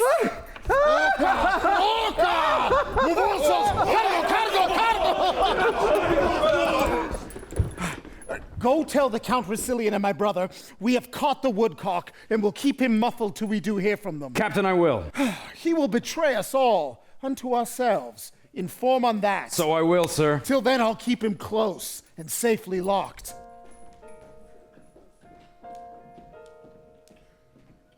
They told me that your name was Fontabelle. No, my good lord. Diana? Titled goddess, and worth it with addition. But fair soul, in your fine frame hath love no quality. Look, if the quick fire of youth light not your mind, you are no maiden, but a monument. When you are dead, you should be such a one as you are now, for you are cold and stern. And now, you should be as your mother was, when your sweet self was got. She then was honest? So should you be. No, my mother did but duty such, my lord, as you owe to your wife. No more of that. I was compelled to her. But I love thee by love's own sweet constraint, and will forever do thee all rights of service. Aye, so you serve us, till we serve you. But when you have our roses, you barely leave our thorns to prick ourselves, and mock us with our bareness. How have I sworn? 'Tis not the many oaths that make the truth, but the plain single vow that is vowed true. If I should swear, by God's great attributes I loved you dearly, would you believe my oaths when I did love you ill? This has no holding, to swear by him whom I protest to love that I will work against him. Therefore your oaths are words, and poor conditions but unsealed. At least in my opinion. Well, change it. Change it. Be not so wholly cruel. Love is holy, and my integrity ne'er knew the crafts that you do charge men with. Look, stand no more off, but give thyself unto my sick desires, who then recovers. Say thou art mine, and ever my love, as it begins, shall so persever. I see that men may ropes in such a snare that we forsake ourselves. Give me that ring. I'll lend it thee, my dear, but have no power to give it from me. Will you not, my lord? It is an honor longing to our house. Bequeath it down from many ancestors, which were the most profound disgrace in the world, and me to lose. Mine honor such a ring? My chastity's the jewel of our house. Bequeath it down from many ancestors, which were the most profound disgrace in the world, in me to lose. Here, take my ring. My house, mine honor, yea, my life, be thine, and I'll be bid by thee. When midnight comes, knock at my chamber window. I'll order take my mother shall not hear. Now will I charge you in the bond of truth. When you have conquered my yet maiden bed, remain there not, nor speak a word to me. My reasons are most strong, and you shall know them. When back again, this ring shall be delivered. And on your finger in the night, I'll put another ring, that what in time proceeds may token to the future our past deeds. Adieu till then. Then fail not. You have won a wife of me, though there my hope be done. A heaven on earth I have won by wooing thee. For which live long to thank both heaven and me. You may so in the end.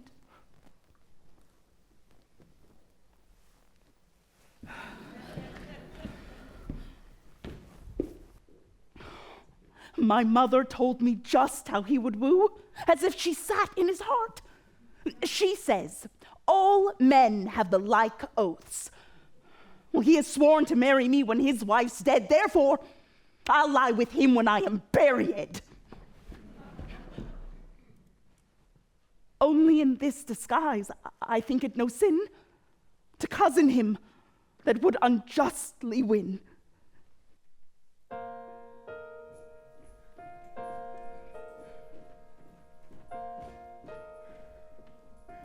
Ah, you have not given him his mother's letters. I have delivered it an hour since. There's something in't that stings his nature, for on the reading it, he changed almost into another man. Oh, he has had much worthy blame laid upon him for shaking off so good a wife and so sweet a lady. I will tell you a thing, but you must let it be buried with you. When you have spoken it, 'tis dead, and I'm the grave of it. He hath perverted a young gentlewoman here in Florence of a most chaste renown, and this night he fleshes his will in the spoil of her honor. He hath given her his monumental ring, and thinks himself made in the unchaste bargain. God quench this rebellion. As we are ourselves, what things are we? Merely our own traitors. In this action the Count contrives against his own nature, and in his proper stream o'erflows himself. So we shall not then have his company tonight? Not till after midnight, for he is dieted to his hour. Oh, I would gladly have him see this counterfeit anatomized, that he might take a measure of his own judgments. In the meantime, what hear you of these wars? I hear there is an overture of peace. Nay, I assure you, a peace concluded.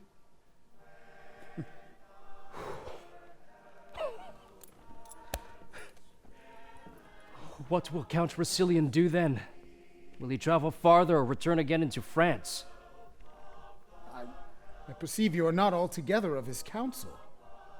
His wife, some 2 months since, fled from his house. Her purpose was a pilgrimage to St. Jacques-le-Grand, which holy undertaking with most austere sanctimony she accomplished. And there residing, the tenderness of her nature became as a prey to her grief, and at the last made a groan of her last breath. And now she sings in heaven. Hath the Count all this intelligence? Aye, and the particular confirmations, point from point. I am heartily sorry he'll be glad of this. How mightily sometimes we make us comforts of our losses. And how mightily some other times we drown our gain in tears. The great dignity that his valor hath here acquired for him shall at home be encountered with a shame as ample. The web of our life is of a mingled yarn, good and ill together. Our virtues would be proud if our faults whipped them not, and our crimes would despair if they were not cherished by our virtues. How now? Where's the Count? He met the Duke in the street, sir, of whom he hath taken a solemn leave. His lordship will for France. The Duke hath offered him letters of commendation to the king. They shall be no more needful there. They cannot be too sweet for the king's tartness. Here's his lordship now. How now, my lord? It's not past midnight. I have tonight dispatched 16 businesses a month's length apiece. I have met with the Duke, made my adieu, buried a wife, mourned for her, writ to my mother I'm returning, hired my convoy, and between these main parcels of dispatch effected other pressing needs. The last was the greatest, but that I have not ended yet. I mean, the business is not ended, as fearing to hear of it hereafter. But shall we have this dialogue between the fool and the soldier? Bring him forth.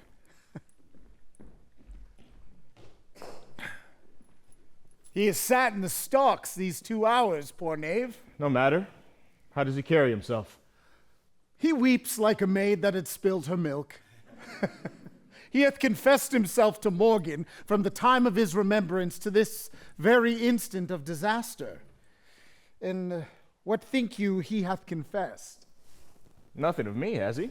Your lordship must have patience to hear it. A plague upon him. He can say nothing of me. Hush, hush, Hoodman comes.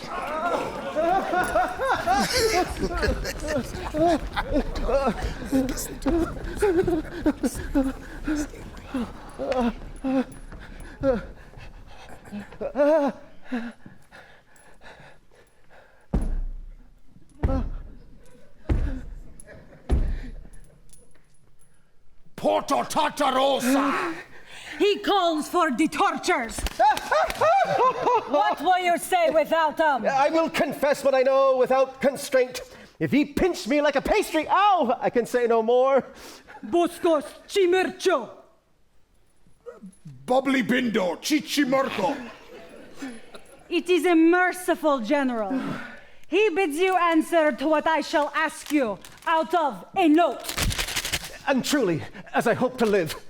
First, demand of him how many horse the Duke is strong. What say you to that? 5,000 or 6,000, but very weak and unserviceable. The troops are all scattered, and the commanders very poor rogues upon my reputation and credit, and as I hope to live. Shall I set down your answer so? Do. I'll take the sacrament on, how and which way you will. All's one to him. What a past-saving knave is this? You are deceived, my lord. This is Monsieur Parolles, the gallant militarist. That was his own phrase, that had the whole theoric of the war in the knot of his scarf. Well, that's set down. Demand of him of what strength they are afoot. What say you to that? By my troth, if I were to live this present hour, I will tell true. Let me see. Spirio, 150, Sebastian, so many, Crumbus, so many, Jake, so many. Mine own company, Giltian, Cosmo, Lodovic, and Gracchi, 250 each, so that the muster file, rotten and sound, upon my life, amounts not to 15,000. Half of the which dare not shake the snow from off their cassocks, lest they shake themselves to pieces. Ow. What shall be done to him? Nothing, but let him have thanks. Demand of him my condition and what credit I have with the Duke. Yep. Well, that's set down.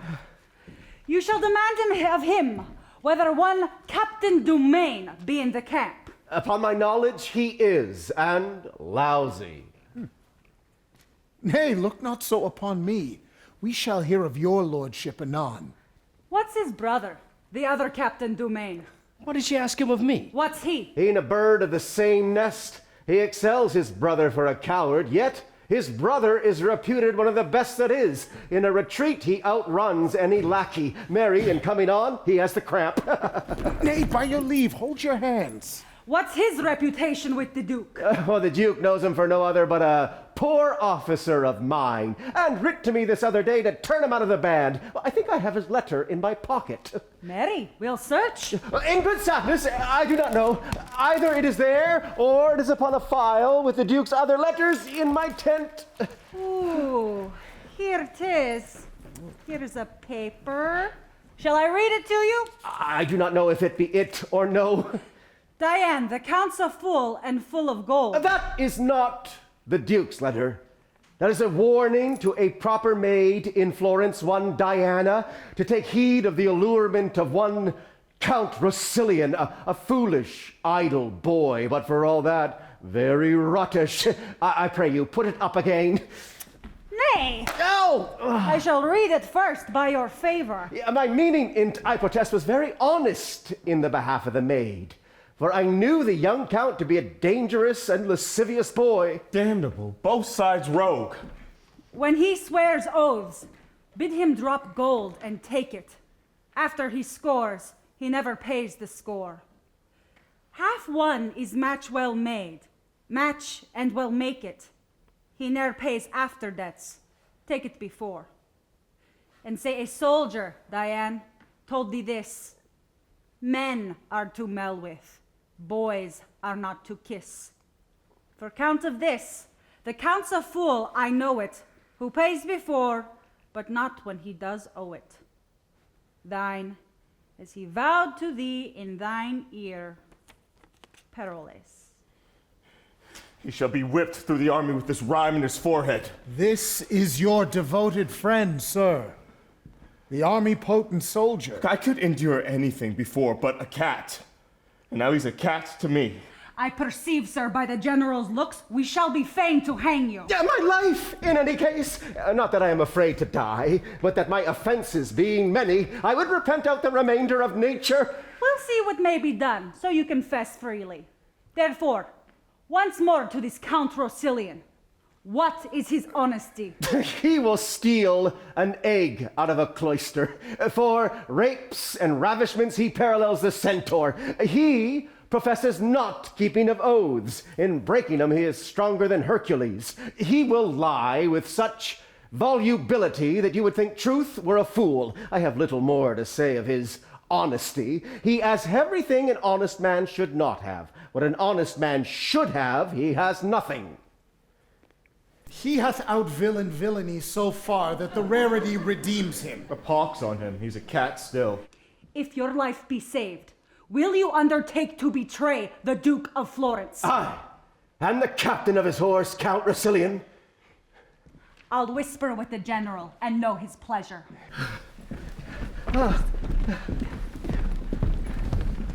I'll no more drumming. Plague of all drums! Only to seem to deserve well, and to beguile the suspicions of that lascivious young boy, the Count, have I run into this danger. Yet who would have suspected an ambush where I was taken? There is no remedy, sir, but you must die. No! You that have so traitorously discovered the secrets of your army and made such pestiferous reports of men very nobly held can serve the world for no honest use. Therefore, you must die. No, Lord, sir. Let me live, or let me see my death. That shall you. And take leave of all your friends.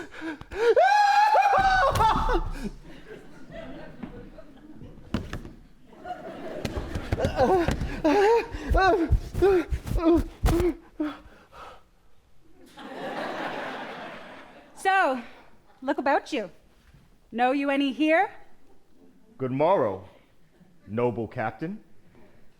God bless you, Captain Parolles. God save you, noble captain. Captain, I am for France. What greeting would you to my Lord Lafeu? Good captain, will you give me a copy of the sonnet you writ to Diana? Man, I were not a very coward, I'd compel it of you. But fare you well. Who cannot be crushed with a plot?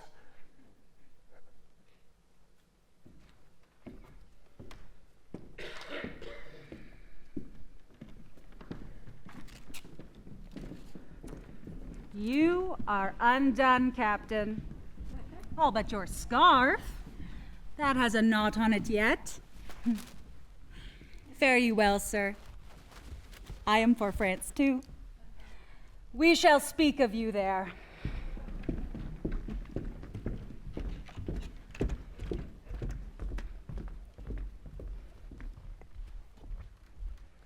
Yet am I thankful. If my heart were great, 'twould burst at this.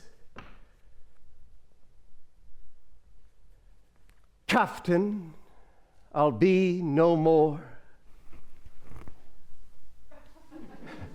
But I will eat and drink and sleep as soft as captain shall. Simply the thing I am shall make me live. Who knows himself a braggart, let him fear this, for it will come to pass that every braggart shall be found an ass. Rust sword, cool blushes, and Parolles thrive. There's place and means for every man alive. I'll after them.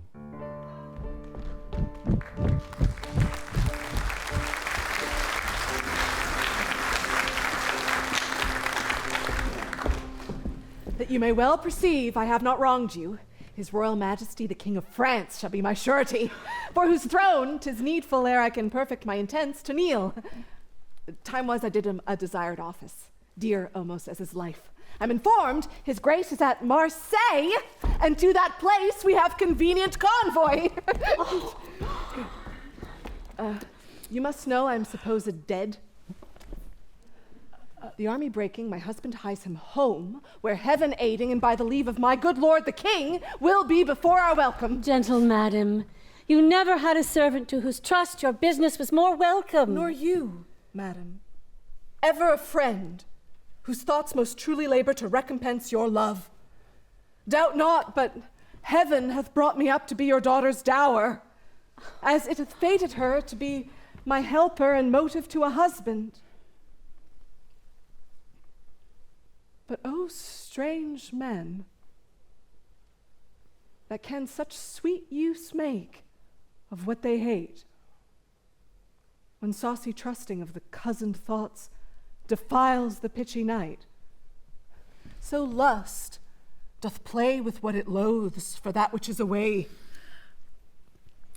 But more of that hereafter. You, Diana, under my poor instruction, yet must suffer something on my behalf. And I am yours, upon your will to suffer. A little longer. But with the word, the time shall bring on summer, when briars shall have leaves as well as thorns, and be as sweet as sharp. The time revives us. All's well that ends well. Still, the end's the crown. Whate'er the course, the end is the renown.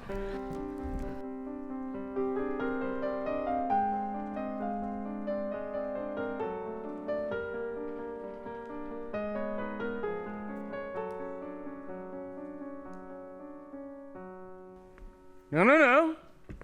Your son was misled by a snipped taffeta fellow there, whose villainous saffron would have made all the unbaked and doughy youth of a nation in his color. Your daughter-in-law had been alive at this hour, and your son here at home, more advanced by the king. But for that red-tailed humblebee, I would I had not known him. It was the death of the most virtuous gentlewoman that ever nature had praise for creating. Had she partaken of my flesh, and cost me the dearest groans of a mother, I could not have owed her a more rooted love. 'Twas a good lady. 'Twas a good lady. We may pick 1,000 salads ere we light on such another herb. Indeed, sir, she was the sweet marjoram of the salad, or rather the herb of grace. They're not salad herbs, you knave. They're nose herbs. I am no great Nebuchadnezzar, sir. I have not much skill in grass or grace. Whether dost thou profess thyself, a knave or a fool? A fool, sir, at a woman's service, and a knave at a man's. Your distinction? I would cousin the man of his wife and do his service. So you were a knave at his service indeed. And I would give his wife my bauble, sir, to do her service. I will subscribe for thee. Thou art both knave and fool. At your service? No. Why, sir, if I cannot serve you, I can serve as great a prince. What prince is that? The Black Prince, sir, alias the Prince of Darkness, alias the Devil. Hold thee. Here is my purse. I give thee not this to tempt thee from thy master thou talk'st of. Serve him still. I am a woodland fellow, sir, that always loved a great fire, and the master I speak of ever keeps a good fire, but sure he's a prince of this world. I am for the house with a narrow gate, which I take to be too little for pomp to enter. Some that humble themselves may, but the many will be too chill and tender, and they'll be for the flowery way that leads to the broad gate and the great fire. A shrewd knave, and an unhappy. So he is. My lord that's gone made much sport with him. By his authority he remains here, which he thinks is a patent for his sauciness. And indeed, he has no pace, but runs where he will. I like him well. 'Tis not amiss. And I was about to tell you, since I heard of the good lady's death, and that my lord your son was upon his return home, I moved the king to speak in the behalf of my daughter, Magdalene, which in the minority of them both his majesty did first propose. His highness hath promised me to do it. And to stop up the displeasure he hath conceived against your son, there is no fitter business. How does your ladyship like it? With very much content, my lord, and I wish it happily effected. His majesty comes post from Marseille of his able body as when he numbered 30. He will be here tomorrow. It rejoices me that I hope I shall see him ere I die. I have letters that my son will be here tonight, and I shall beseech your lordship to remain with me till they meet together. Madam, I was thinking with what manners I might safely be admitted. You need but plead your honorable privilege. Oh, lady, of that I have made a bold charter, but I thank my God it holds yet. Oh, madam, yonder's my lord, your son with a patch on his face. Whether there be a scar under it or no, the patch knows, but 'tis a goodly patch. His left cheek is a cheek of 2 pile and a half. A scar nobly got is a good livery of honor. Let us go see your son, I pray you. I long to talk with the young noble soldier. Faith, there's dozens of them, all patched, all carbonatoed with delicate fine scars, most courteous scars that smile at every man.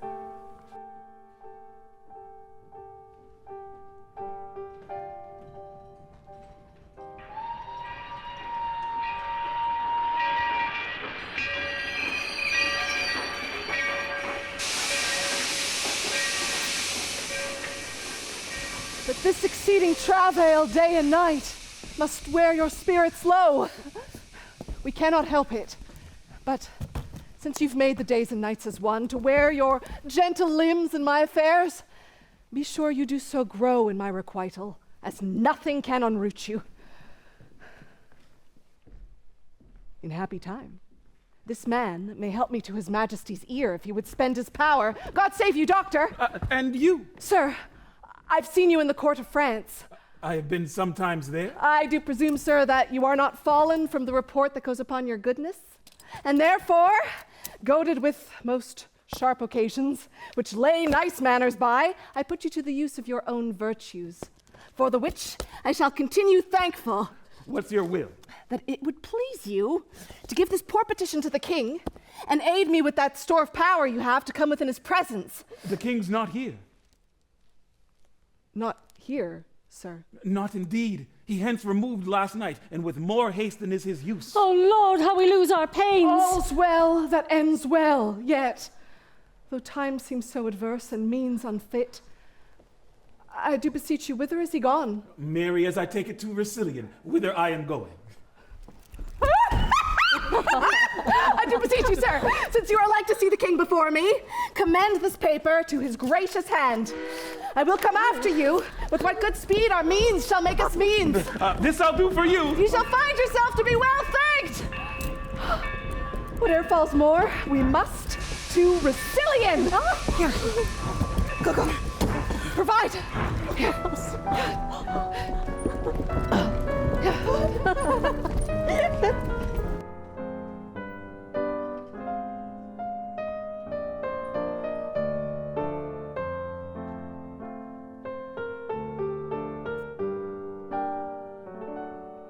Good Monsieur Lavache, give my Lord Lafeu this letter. I have ere now been better known to you when I have held familiarity with fresher clothes.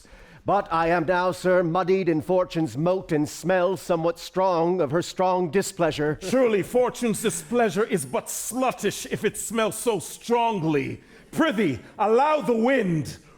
Nay, sir, you need not to stop your nose. I spake but by a metaphor. Indeed, sir, if your metaphors stink, I will stop my nose. Prithee, get thee further. Pray you, sir, deliver me this paper. Oh, prithee, stand away! A paper from Fortune's chamber pot to give to a nobleman? Look, here he comes himself. Here is a cat of fortune, sir, but not a musk cat that has fallen into the unclean fish pond of her displeasure, and as he says, is muddied withal.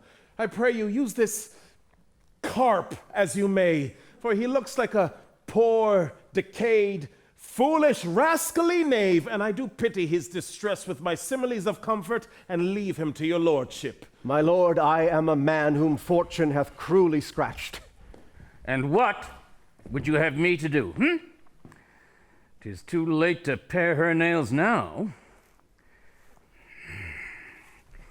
Here is a coin for you, to make you and Fortune friends. I am for other business. I do beseech your honor to hear me one single word. My name, my good lord, is Parolles.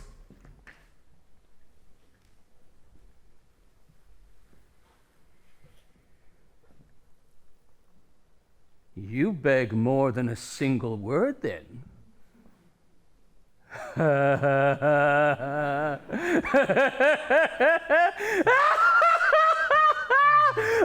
Cocks my passion! Give me thy hand. How does your drum? Oh, my lord, you were the first that found me. Was I in sooth, and I was the first that lost thee? It lies in you, my lord, to bring me in some grace, for you did bring me out. Out upon thee! Dost thou put upon me at once both the office of God and the devil? The one brings thee in grace, the other brings thee out.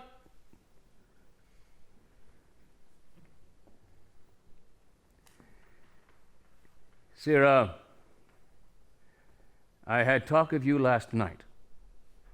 Though you are a fool and a knave, you shall eat. Go to, follow. I praise God for you.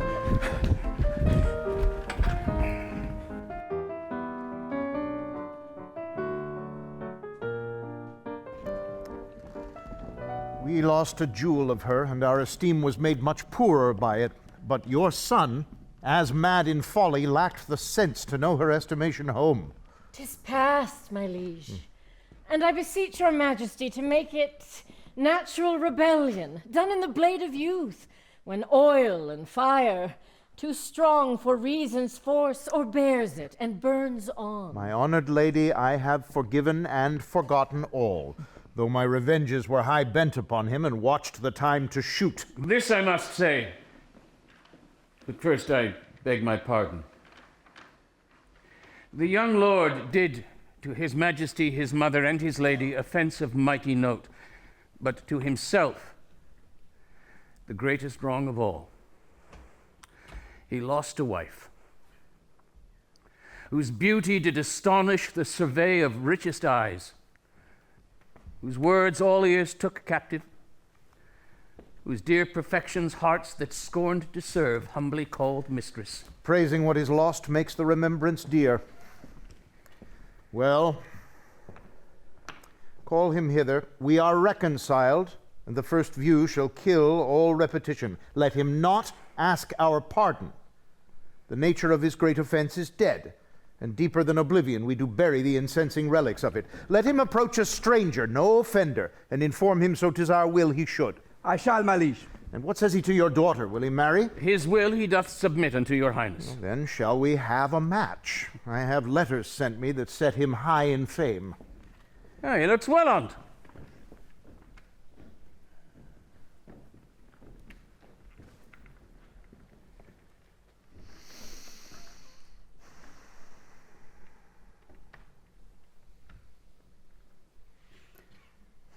I am not a day of season, for thou mayest see a sunshine and a hail in me at once. But to the brightest beams distracted clouds give way. So stand thou forth, the time is fair again. My high repentant blames, dear sovereign, pardon to me. All is whole. Not one word more of the consumed time. Let's take the instant by the forward top, for we are old. and on our quickest decrees the inaudible and noiseless foot of time steals ere we can effect them. You remember the daughter of this lord? Admiringly, my liege. At first, I stuck my choice upon her, ere my heart durst make too bold a herald of my tongue, like to an image or a monument, and the impression of mine eye so fixed there, contempt his scornful looking glass did lend me, which warped the line of every other favor, extended or contracted all proportions to a most hideous object. Thence it came that she, whom all men praised, and whom myself, since I have lost, have loved, was in mine eye the dust that did offend it. Well excused. That thou didst love her strikes some scores away from the great account, but love that comes too late, like a remorseful pardon slowly carried, to the grace sender turns a sour offense, crying, "That's good, that's gone." Our rash faults make trivial price of precious things we have, not knowing them until we know their grave. And oft our displeasures to ourselves unjust destroy our friends, and after weep their dust. Be this sweet Helen's knell, and now forget her. Send forth your token for fair Magdalene. The main consents are had, and here we'll stay to see our widower's second marriage day. Come on, my son, in whom my house's name must be digested. Give a favor from you to sparkle in the spirits of my daughter, that she may quickly come by my old beard, and every hair that's on it. Helen that's dead was a sweet creature. Such a ring as this, when I took my leave from her at court, I saw upon her finger. Hers it was not. Now pray you, let me see it, for mine eye while I was speaking oft was fastened to it. This ring was mine, and when I gave it Helen, I bade her, if her fortunes ever stood necessity to help, that by this token I would relieve her. My most gracious sovereign, howe'er it pleases you to take it so, the ring was never hers. Son, on my life, I have seen her wear it, and she reckoned it at her life's rate. I am sure I saw her wear it. Well, you're deceived, my lord. She never saw it. In Florence was it from a window thrown me, wrapped in a paper which contained the name of her that threw it. Noble she was, and thought I stood ungaged, but when I had subscribed to mine own fortune and informed her fully I could not answer in that course of honor as she had made the overture, she ceased in heavy satisfaction and would never receive the ring again. Plutus himself, that knows the tinct of multiplying alchemy, hath not in nature's mystery more science than I have in this ring. 'Twas mine, 'twas Helen's, whoever gave it you. Then if you know that you are well acquainted with yourself, confess 'twas hers, and by what rough enforcement you got it from her. She called the saints to surety that she would never put it from her finger unless she gave it to yourself in bed, where you have never come. She never saw it. Thou speak'st it falsely, as I love mine honor, and makest conjectural fears to come into me, which I would fain shut out. If it should prove that thou art so inhuman, it will not prove so. And yet I know not, thou didst hate her deadly, and she is dead, which nothing but to close her eyes myself could win me to believe, more than to see this ring. Take him away. We'll sift this matter further. If you shall prove that this ring was ever hers, you shall as easy prove that I husbanded her bed in Florence, where yet she never was.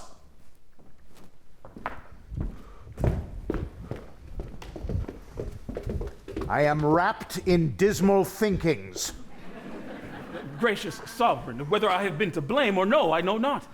Here's a petition from a Florentine, who hath for stops along her way come short to tender it herself. I undertook it, vanquished thereto by the fair grace and speech of the poor maid, who by this time I think is here attending. Her business looks in her with an important visage, and she told me in a sweet verbal brief it did concern your highness with herself. Upon his many... Protestation. Upon his many protestations to marry me when his wife was dead, I blush to say it, he won me. Now is the Count Rossillion a widower. His vows are forfeited to me, and my honors paid to him. He stole from Florence, taking no leave, and I follow him to his country for justice. Grant it me, O king, in you it best lies, otherwise a seducer flourishes, and a poor maid is undone. Diana Capulet. I will buy me a son-in-law in a fair. I'll none of it. The heavens have thought well on thee, Lafew, to bring forth this discovery. Seek this suitor. Go speedily and bring again the count. I am afeard the life of Helen, lady, was foully snatched. Now justice on the doers. I wonder, sir, since wives are monsters to you, and that you fly them as you swear them lordship, yet you desire to marry. Are you the woman? I am, my lord. My suit, as I do understand, you know, and therefore know how far I may be pitied. I am her mother, sir, whose age and honor both suffer under this complaint we bring, and both shall cease without your remedy. Come hither, Count. Do you know these women? My lord, I neither can nor will deny but that I know them. Do they charge me further? Why do you look so strange upon your wife? She's none of mine, my lord. If you shall marry, you give away this hand, and that is mine. You give away heaven's vows, and those are mine. You give away myself, which is known mine. For I by vow am so embodied yours that she which marries you must marry me, either both or none. My lord, this is a fond and desperate creature, whom sometime I have laughed with. Let your highness lay a more noble thought upon mine honor than for to think that I would sink it here. Sir, for my thoughts, you have them ill to friend till your deeds gain them. Fairer prove your honor than in my thought it lies. Good my lord, ask him upon his oath if he does think he had not my virginity. What sayest thou to her? She's impudent, my lord, and was a common gamester to the camp. He does me wrong, my lord. If I were so, he would have bought me at a common price. Do not believe him. Oh, behold, this ring, whose high respect and rich validity did lack a parallel, yet for all that he gave it to a commoner of the camp, if I be one. He blushes, and 'tis hit. Of 6 preceding ancestors, that gem, conferred by testament to the sequent issue, hath it been owned and worn. This is his wife. That rings 1,000 proofs. Daughter, you said you saw one here at court, could witness it. Mother, I did, but loathe them to produce so bad an instrument. His name's Parolles. I saw the man today, if man he be. Find him, bring him hither. Wait, what of him? He's known to be a most perfidious knave, whose nature sickens but to speak a truth. What, am I, or that, or this, for what he'll utter that will speak anything? She hath that ring of yours. Which I think she has. Certain it is, I liked her, and boarded her in the wanton way of youth. She knew her distance, and did angle for me mad in my eagerness with her restraint, as all impediments in fancy's course are promptings to more fancy. In the end, her infinite cunning with her modern grace subdued me to her rate. She got the ring, and I had that which any other might at market price have bought. I must be patient. You that have cast off a first so noble wife may justly diet me. I pray you yet, since you lack virtue, I will lose a husband. Ask for your ring. I will return it home. And give me mine again.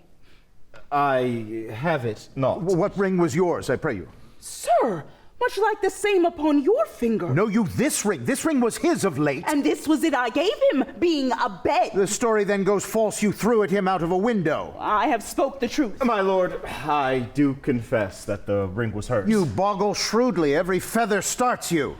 Is this the man you speak of? I, my lord. Tell me, sirrah. But tell me true, I charge you, not fearing the displeasure of your master, which on your just proceeding I'll keep off. By him and by this woman here, what know you?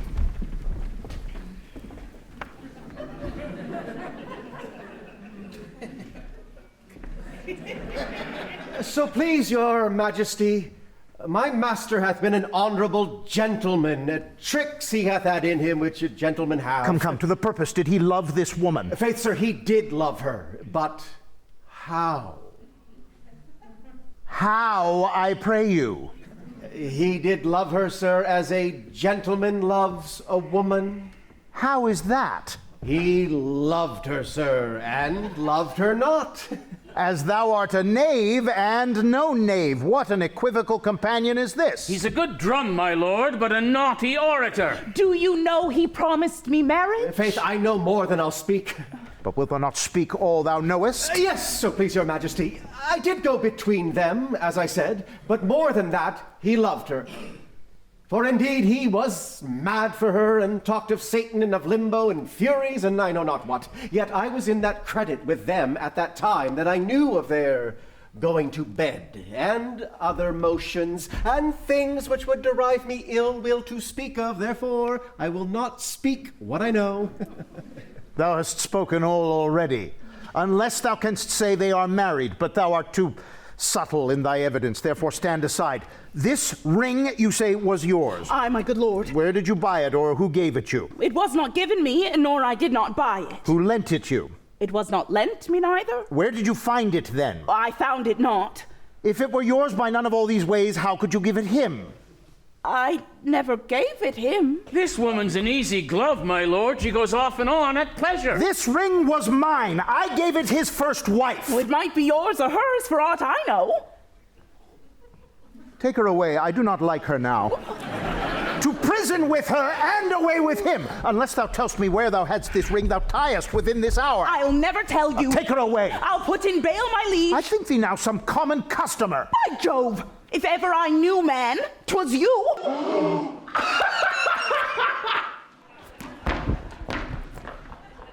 Wherefore hast thou accused him all this while? Because he is guilty.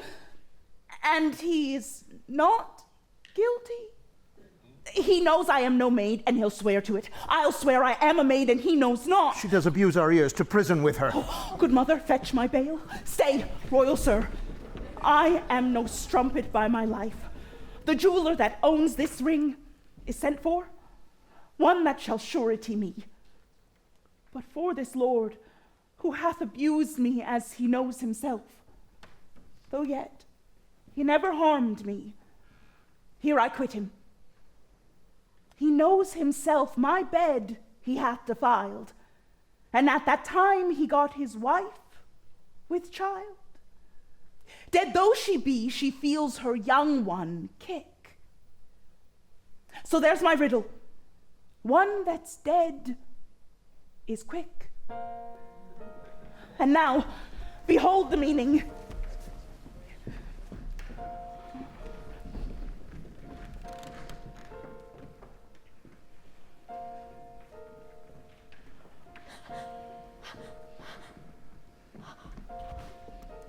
Is there no exorcist beguiles the truer office of mine eyes? Is't real that I see? No, my good lord. 'Tis but the shadow of a wife you see, the name and not the thing. Both. Both. Oh, pardon.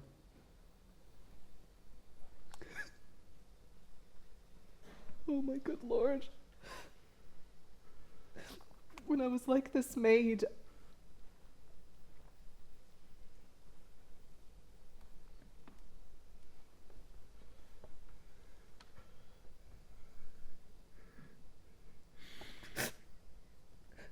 I found you wondrous kind.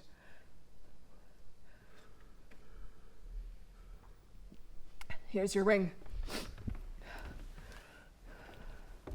And look you, here's your letter. This it says. When from my finger you can get this ring, and are by me with child, etc.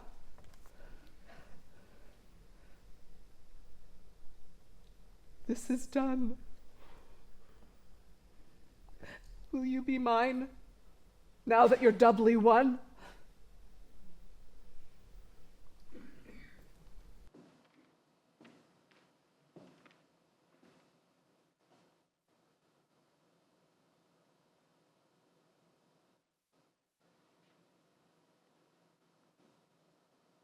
If she, my liege, can make me know this clearly, I'll love her dearly, ever, ever dearly.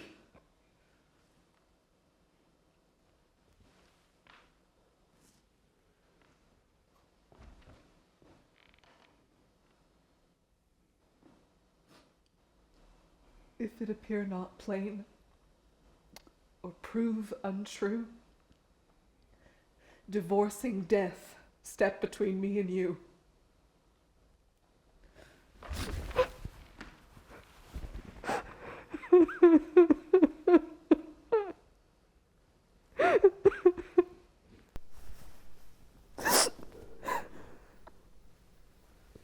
Oh.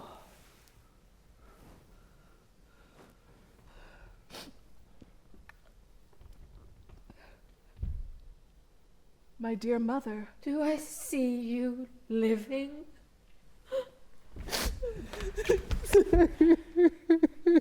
Mine eyes smell onions, I shall weep anon. Good Tom Drum, lend me a handkerchief. So I thank thee. Wait on me home, I'll make sport with thee. Oh, let thy curtsies alone, they are scurvy ones. Let us, from point to point, this story know, to make the even truth in pleasure flow. If thou beest yet a fresh, uncropped flower, choose thou thy husband, and I'll pay thy dower. Your Majesty, since Frenchmen are deceitful and so braid, marry that will, I'll live and die a maid.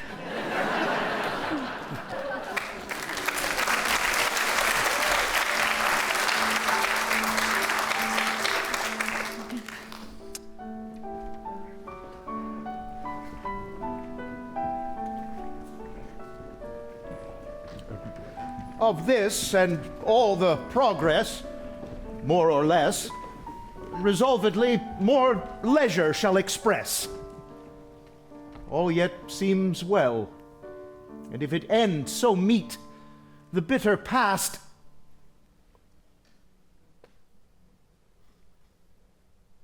more welcome is the sweet. The king's a beggar. Now the play is done. All is well ended, if this suit be won, that you express content, which we will pay with strife to please you, day exceeding day. Ours be your patience then, and yours our parts. Your gentle hands lend us, and take our hearts.